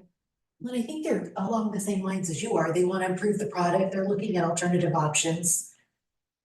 Their mindset is similar to what you guys are thinking, I mean, with the members that are, But it's so new to most yeah. of the group, that That's why they kind of need to know, where we're coming from. yeah, Right. what this, I agree. what the thoughts are on it. I'm not suggesting that we give direction and not have the meeting. Give them direction and then have a meeting. Yes, absolutely. You want that or you want? No, No, No. I think we no, need I to wanna have a meeting discussion. first. Yeah. The meeting is where they hear about what we're thinking about. Yep. Okay. yeah. Especially because They've had this discussion too, as you said, Gary. Yeah. So they're gonna have some ideas. Yeah. So I'm sure they'll have a lot of ideas as well. okay. Okay. Anything else on our work session topics? Well, I'd like, Yeah. Okay, please. It goes back to what Lisa was speaking of. So if I could just put through the thought exercise. And that is that we're agreeing to pay for the lifeguard program out of our general fund, correct? Mhm. We haven't- Something we're we moving haven't- forward with. Right, we haven't. We have the money budgeted. Right. So take Lisa's point that we could take that money from somewhere else if it were available and put it towards the lifeguard fund. With the downside being that if it was challenged, we'd be forced to pay for it out of the general fund with the money that we were already going to pay for it with. And that's all I'll say. Yeah, I mean, I guess you can use the strategy that we'll try it and see if we're challenged. And then if we're challenged, we have the choice of either spending money on lawyers. And I remember wasn't that many months ago that we had to raise our budget item for the amount of money we spend on lawyers. Very fair point you're making, Gary. Right. Mostly because of land use Mhm. issues and certainly there, some of those things we do need to spend the money on in court, so. And It's an expensive proposition. It could be. I'd like to I just like to keep it on the table and I'd like to talk about it more with our attorney. About how that works and what challenges have happened and failed, like the one in Bend for the road out to the restroom, the the restroom. yeah, how that they try to use TLT money for that and it got challenged and it failed. You know, so they lost it. I'd like to know a little bit more about that. I want to, or any other challenges that have been made. Because I think that to just roll over all the time to the lobbying interests of the state is not in our best interests. And I'd like to see us, when it's feasible and when we can afford to do it, think about possibly pushing the envelope some more. Well, there are plenty of great things where we don't have to push the envelope, but That's true. But I just think it's something to consider. I don't want to hear anyone's mind closing like a steel trap. I think we got to keep it open. So Brandon, are you done with our thought exercise? That's it. Okay. Okay, anything else on the work session? Okay, then I'm going to close the work session and open the special meeting. And there's one action item on it, and that's to deliberate on the Cannon Beach Elementary School project. I have a question for Bruce before we even start our deliberations. Okay. There, you provided in one of our presentations, I don't remember seeing it in a packet ever, the DA Davidson slides that had sort of hard information on bond approval, review and sale and hard dates on it. Do you remember that? I think I might have done it here because I have that information. You did. But we never saw, I don't remember ever seeing it on paper. Okay. I don't think it was ever in the packet, on any packet on paper. So people are trying to understand how the bond thing works. If we could have that information in a packet so people could see it. Sure. Give them that information because it's really helpful to see that, you know?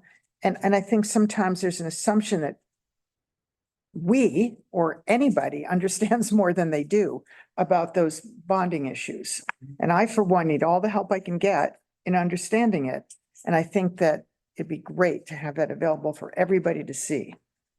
Okay. And it So was are you- real clear. Are you speaking about the presentation? Yes. That we had during the retreat?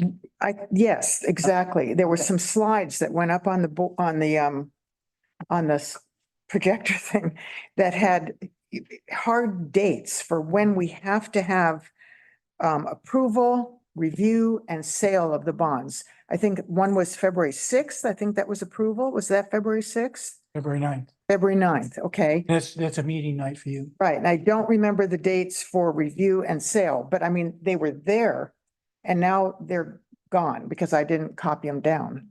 Okay. And that's all, it's online. it's all flexible. Okay. As far as like, we don't have to do it. There's not somebody waiting to say that if you don't meet on the 9th, you're not going to get your bonds. This is just the best schedule working relatively close to now. If it changes, it changes. Okay, but it'd be good to see, in other words, the more information we can get on in the packets, the more written information, I think the better off the whole process is. Yeah, and I think that, well, we have a meeting in 2 days for the bond team. And so we'll be able to put something together for the next meeting. That'd be great. Agenda package. Get it on, and so, and then everybody in the community can see it as well. Right. It'll be in the packet. Okay. So to start this deliberation, I think it would be really good for us to agree on two things that I think we already have consensus on. One, we're not going to abandon the entire project. And two, we're not going to tear down all of the buildings and make it a park. And I can agree to that. I think, is everyone in agreement for those two items? And let's be clear, tearing it down would cost us about $2.5 million to have a bare piece of earth. Plus the 1.6 that we've already spent. That's included in my 2.5, but. Oh, it is? Okay.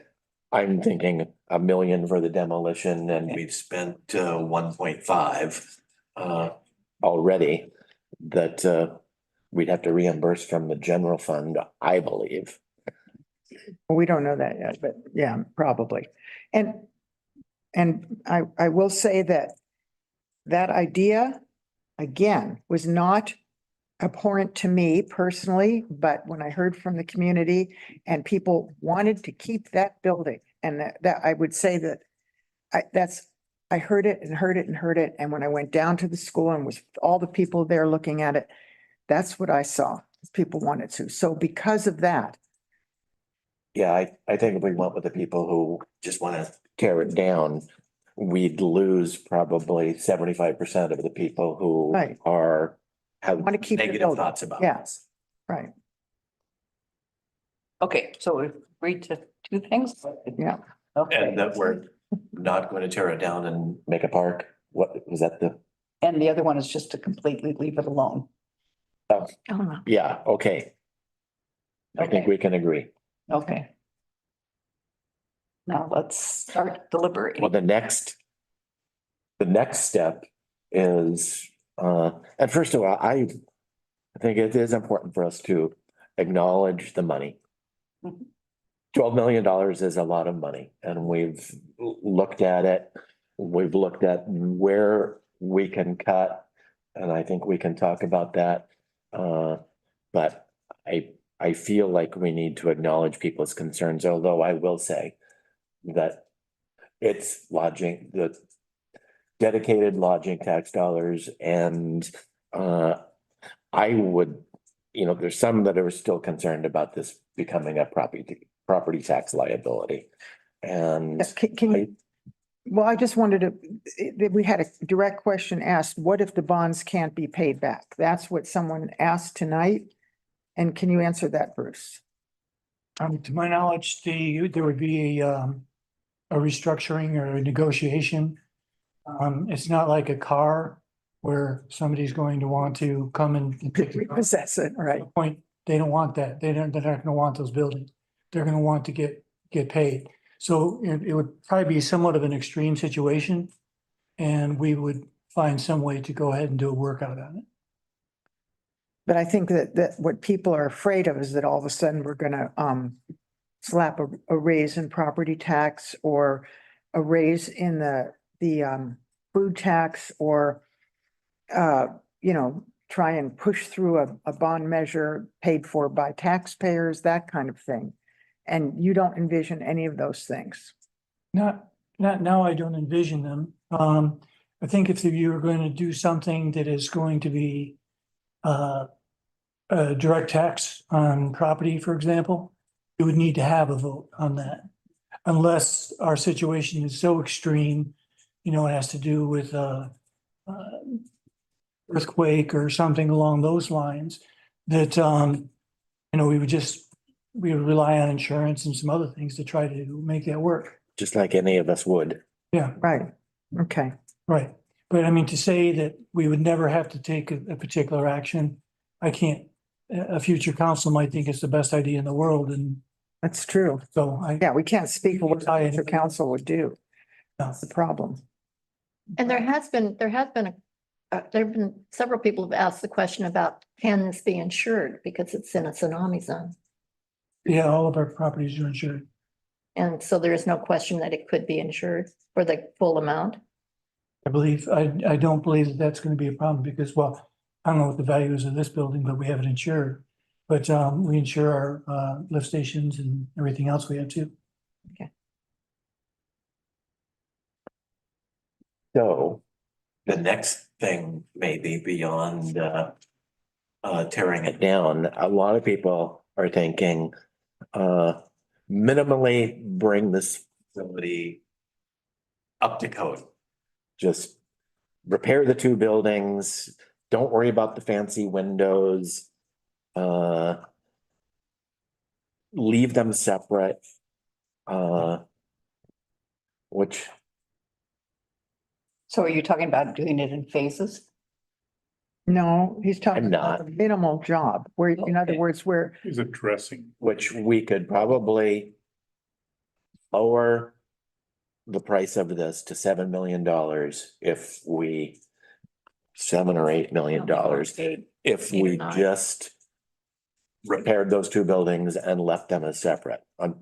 To me, we have a much less useful facility. I don't really see it qualifying for tourism dollars because A lot of people have been talking about community center. There's no money for a community center. There's $0 for a community center. The reason that we can accomplish this is the tourism dollars. And we can get the benefits of a community center from that. But to me, the new lobby and entrance that connects those two buildings and provides space for cultural and nature center is what qualifies it for tourism dollars. And I think scaling it back does not honor the tribe at all. This what? Doesn't honor the tribe, doesn't honor the legacy of. Scaling back the architecture. Well, there was ideas like leaving the kitchen where it is. That's not going to save a lot of money. I think, well, Brandon mentioned, and he's a contractor, that he thinks that probably there's going to be incredible amounts of plumbing having to be It done. all has to be Throughout- redone, isn't Yeah. that correct, Bruce? Right, so Supply lines, sewers, yep. So I mean, leaving the kitchen where it is is not going to be a houses all huge have to be savings. redone. I mean, Well, there is. There really wasn't a kitchen. So, yeah, I mean, it's not like there is a kitchen there. There is no kitchen. So right. So why would that save money? kitchen, I'm not sure where you would move the kitchen to. I know there's been, there was a discussion about a previous design, and that was what Sam did as a kind of a, let's get started kind of proposal. And he he had proposed a kitchen in one of the classrooms, which then means that one of the classrooms would not be able to be used for anything else but a kitchen. And then he talked about moving, I guess, the restrooms, and I don't know where you'd move those to. It would either keep them there or get rid of them altogether, and the current restrooms we have are totally inadequate for any kind of group And they're not situation. functional. Yeah. Right. Right, so it's going to all have to be redone anyhow. Right. No, well, there's a huge space requirement for ADA approved Mhm. bathrooms. It takes up an enormous amount of space in order to do that. You know, I can't support, just from a standpoint that what we'd be left with is just not what the community had asked us to do. They're asking us to do it now because of the price. And I understand the sentiment, but since my words apparently have been used in some type of conversation I had in the past that I'm sorry I don't recall, that I believe that may be referring to the initial estimate that was given from the architecture company that isn't even involved in this project. Yeah. Yeah, that was a long time ago. 17 or 18. Yep. I myself can't recommend a reduction in scope of the architecture. Well, I have a couple of problems with the idea of keeping the two spaces separate. First of all, it's a dank, dark place between those two places, especially in the winter. It's just, I never understood that. Every time I walk through that little alleyway, it's just a depressing, dark place. The other question I have is, would the lobby, if the proposed lobby, would that strengthen the structure of the gymnasium? Because that gymnasium structure is not the strongest in the world, let's put it that way. It's the gymnasium structure seems to be appropriate for what it is. It's a Quonset hut. Mhm. I don't think that there was any real reinforcement that went into the lobby, with the lobby area that came in. There would have to be connections. You'd be connecting the lobby building to a building that's shaped like, slow in that direction. So I don't think that structural would make that much of a difference. Okay. Well, when it was a school, that was the breezeway. Rusty, you can correct me if I'm wrong on this. It was for indoor recess, if there was PE classes being taught in the gym, and it was a place where you lined up to wait for the buses. We can't do that with a cultural center. They need to be adjoining. Yeah, I don't see any significant savings. I mean, there are probably some places we can trim, maybe on materials and finishes and, but I just don't see where we can trim on the actual building. Because the footprint is there. It's not like we can make it smaller. It's Right. there. I mean, it's this, we can't, you know. So we're stuck with what we have and trying to make the best of it, really. And I don't know. I mean, I just sort of feel like to start cutting back on things like the, you know, the connecting, because that whole lobby is really what is where we're going to have the whole celebration of the tribes and.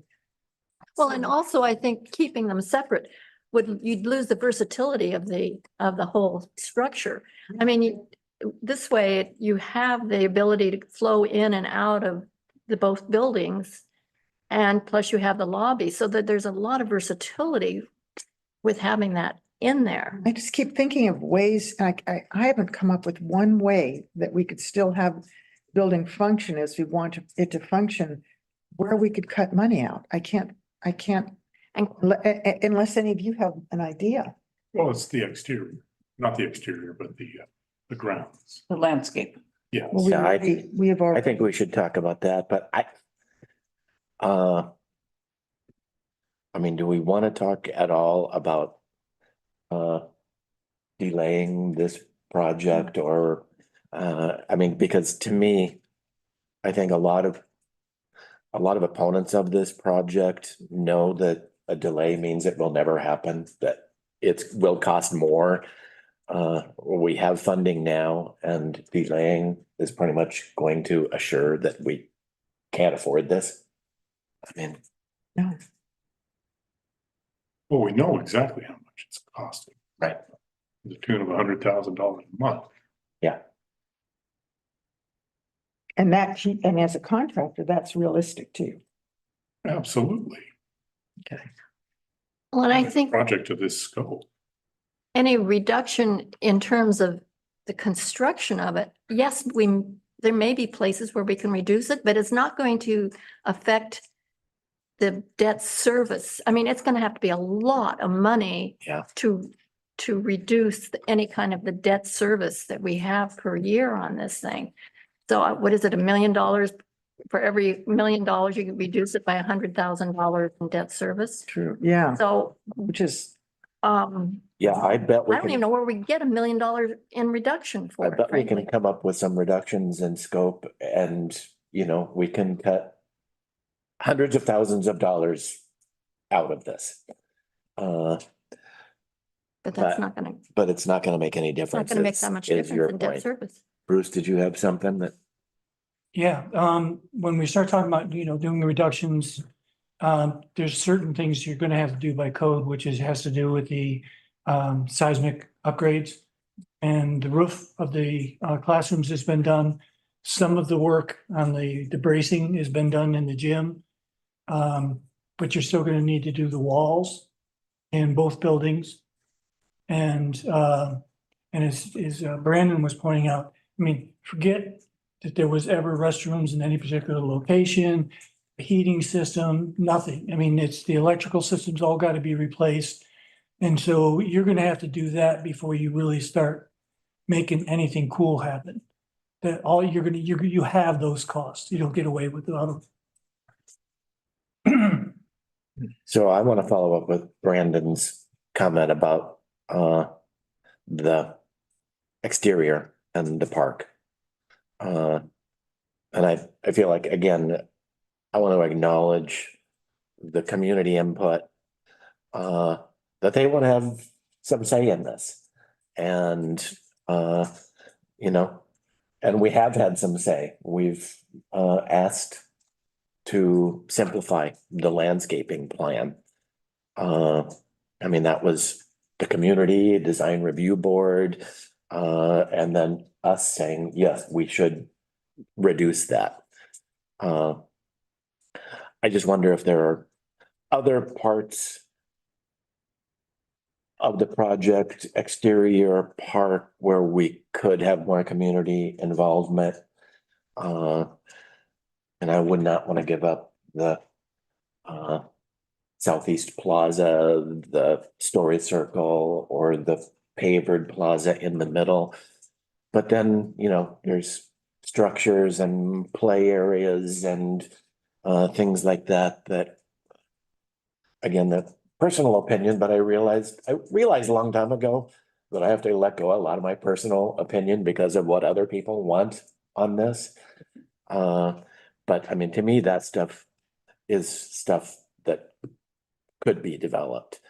I think some of the architectural details and artwork and some of the interpretive aspects might be better suited to a community-led process. So I don't know, those are just my thoughts on, it's not necessarily reducing the scope, but it's ways that we can Involve the community. involve the community more in this, so they feel like it's more of a part of theirs. And I don't know if, you know, Sita is the expert in the whole interpretive thing and trails and artwork and architectural details. But that's been my only thought on, you know, what we could do to bring the community into this more.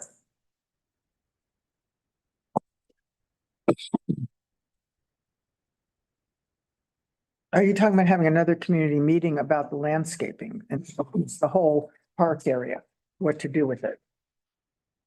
I don't know the process. I mean, the important thing to me is that we, you know, move on the building and we move on the bond.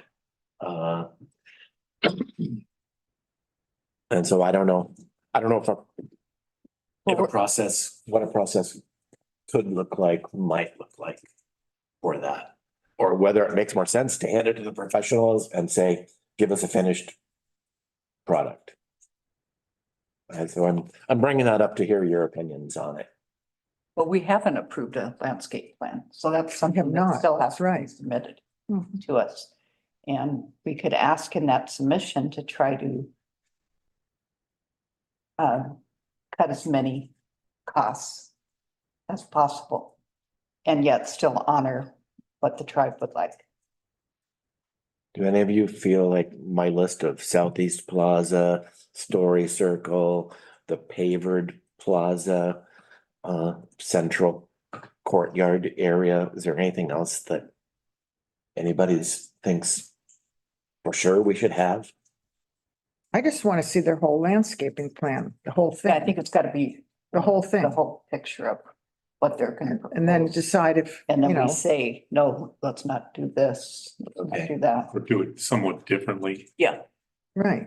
less expensive. Initially. Because right now we have not approved a landscaping plan. Right. We haven't seen one. That's true. We haven't seen a revised one. So And let's we've- wait until we see it and then see what, Pretty much decided that that could wait. It's really the construction that's the critical thing to move on. at this point, yeah.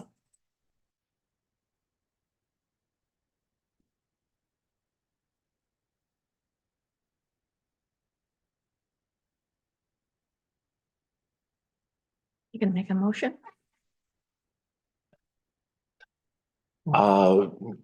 Did we want a motion? Yeah. No, it's a special meeting. Special meeting. Okay. Special meeting.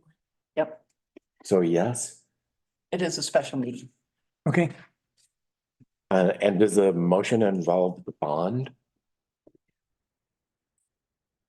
What we're, Bond is in February. okay, February 9th. I think it's actually the sixth, that's our I thought it was the 6th, but you said the 9th. Our meeting's the 6th. meeting's the sixth. okay, then it probably is a 6. So tonight we're approving the concept of the plan. Is that what we're? That's what I'm assuming. I'm not saying it. Is there something specifically that needs to be called out in the motion, Bruce?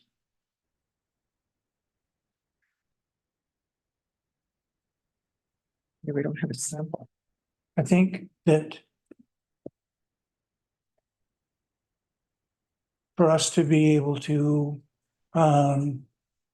assure the bondholders, the potential bond buyers, that we have a plan and we know what it is we're gonna go forward with. That the motion has something to do with developing the project as presented with modifications to, landscape and B and C. Then we can attach a price to that, and then that's the borrowing price. But I don't think there's a B and a C. Well, if there was, I'm just saying that's the way the motion should read.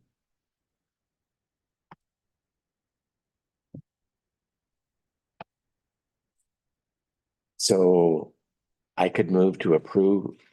I could move to approve moving forward the project with modifications to the landscape plan in preparations for bonding.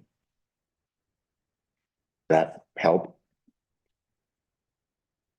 Well, I would say modification and approval of the landscape. Because we don't have an approved landscape plan right now.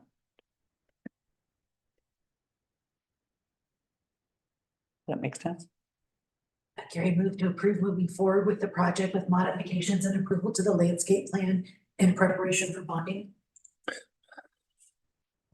Modifications and approval is the suggestion, and I'm fine with that. I wouldn't necessarily tie it to bonding. I think what somebody would want to see before they would loan money is what is the project you're moving forward with? So if this is the project we're moving forward with, that's what they need to know. If you put a question mark, like saying modifying the landscape. We don't have a landscape plan, so we can't. Understood. But generally, we're gonna have landscape. And you've got, and most of the costs is, you've got it in your building and it's your timing. You want to start your building first before you do your landscaping. So one more modification, then make a motion to approve moving forward the project with modifications and approval to the landscape plan. And you're saying leave out the bonding part. I've left out the bonding part. Isn't that your request?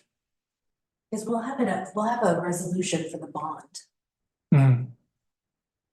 Yeah. I think that'll work here. Is there a second? A second. Okay, any further discussion? Okay, roll call, please. Counselor Hayes, Yes. Counselor Kerr, Yes. Counselor Ogilvy, Yes. Council President McCarthy, Yes. Mayor Knopf. Yes. Okay, thank you. Next, we have good of the order. You want anything for good of the order? Coffee with the counselors on Monday, Okay. 10:00, 10 a.m. Monday. I have a question that can't be answered here because I've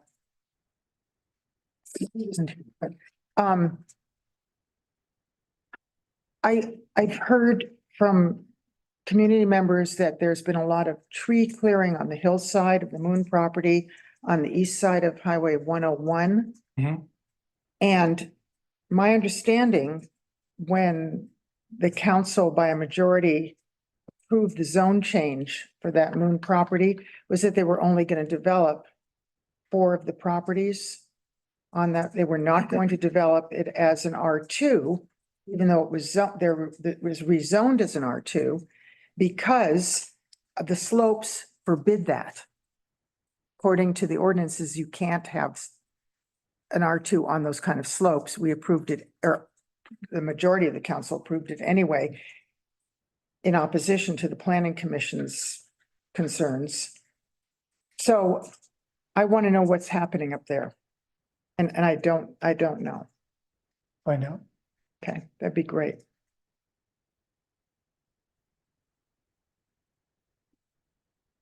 Anything else for good of the order? I think we have a trail cleaning party on Saturday Yes. at 10 a.m. at the Second Street parking. Everyone's welcome to join in. The sun will be shining. somewhere. Bruce, when can we get an answer to that? The trail cleaning? No, not the trail thing. The mini thing. Likely tomorrow might be the next day. Okay. Great. That's good. Thank you. We'll do an email to the council. Okay, terrific. Okay, anything else? Okay, meeting's adjourned. Thank you.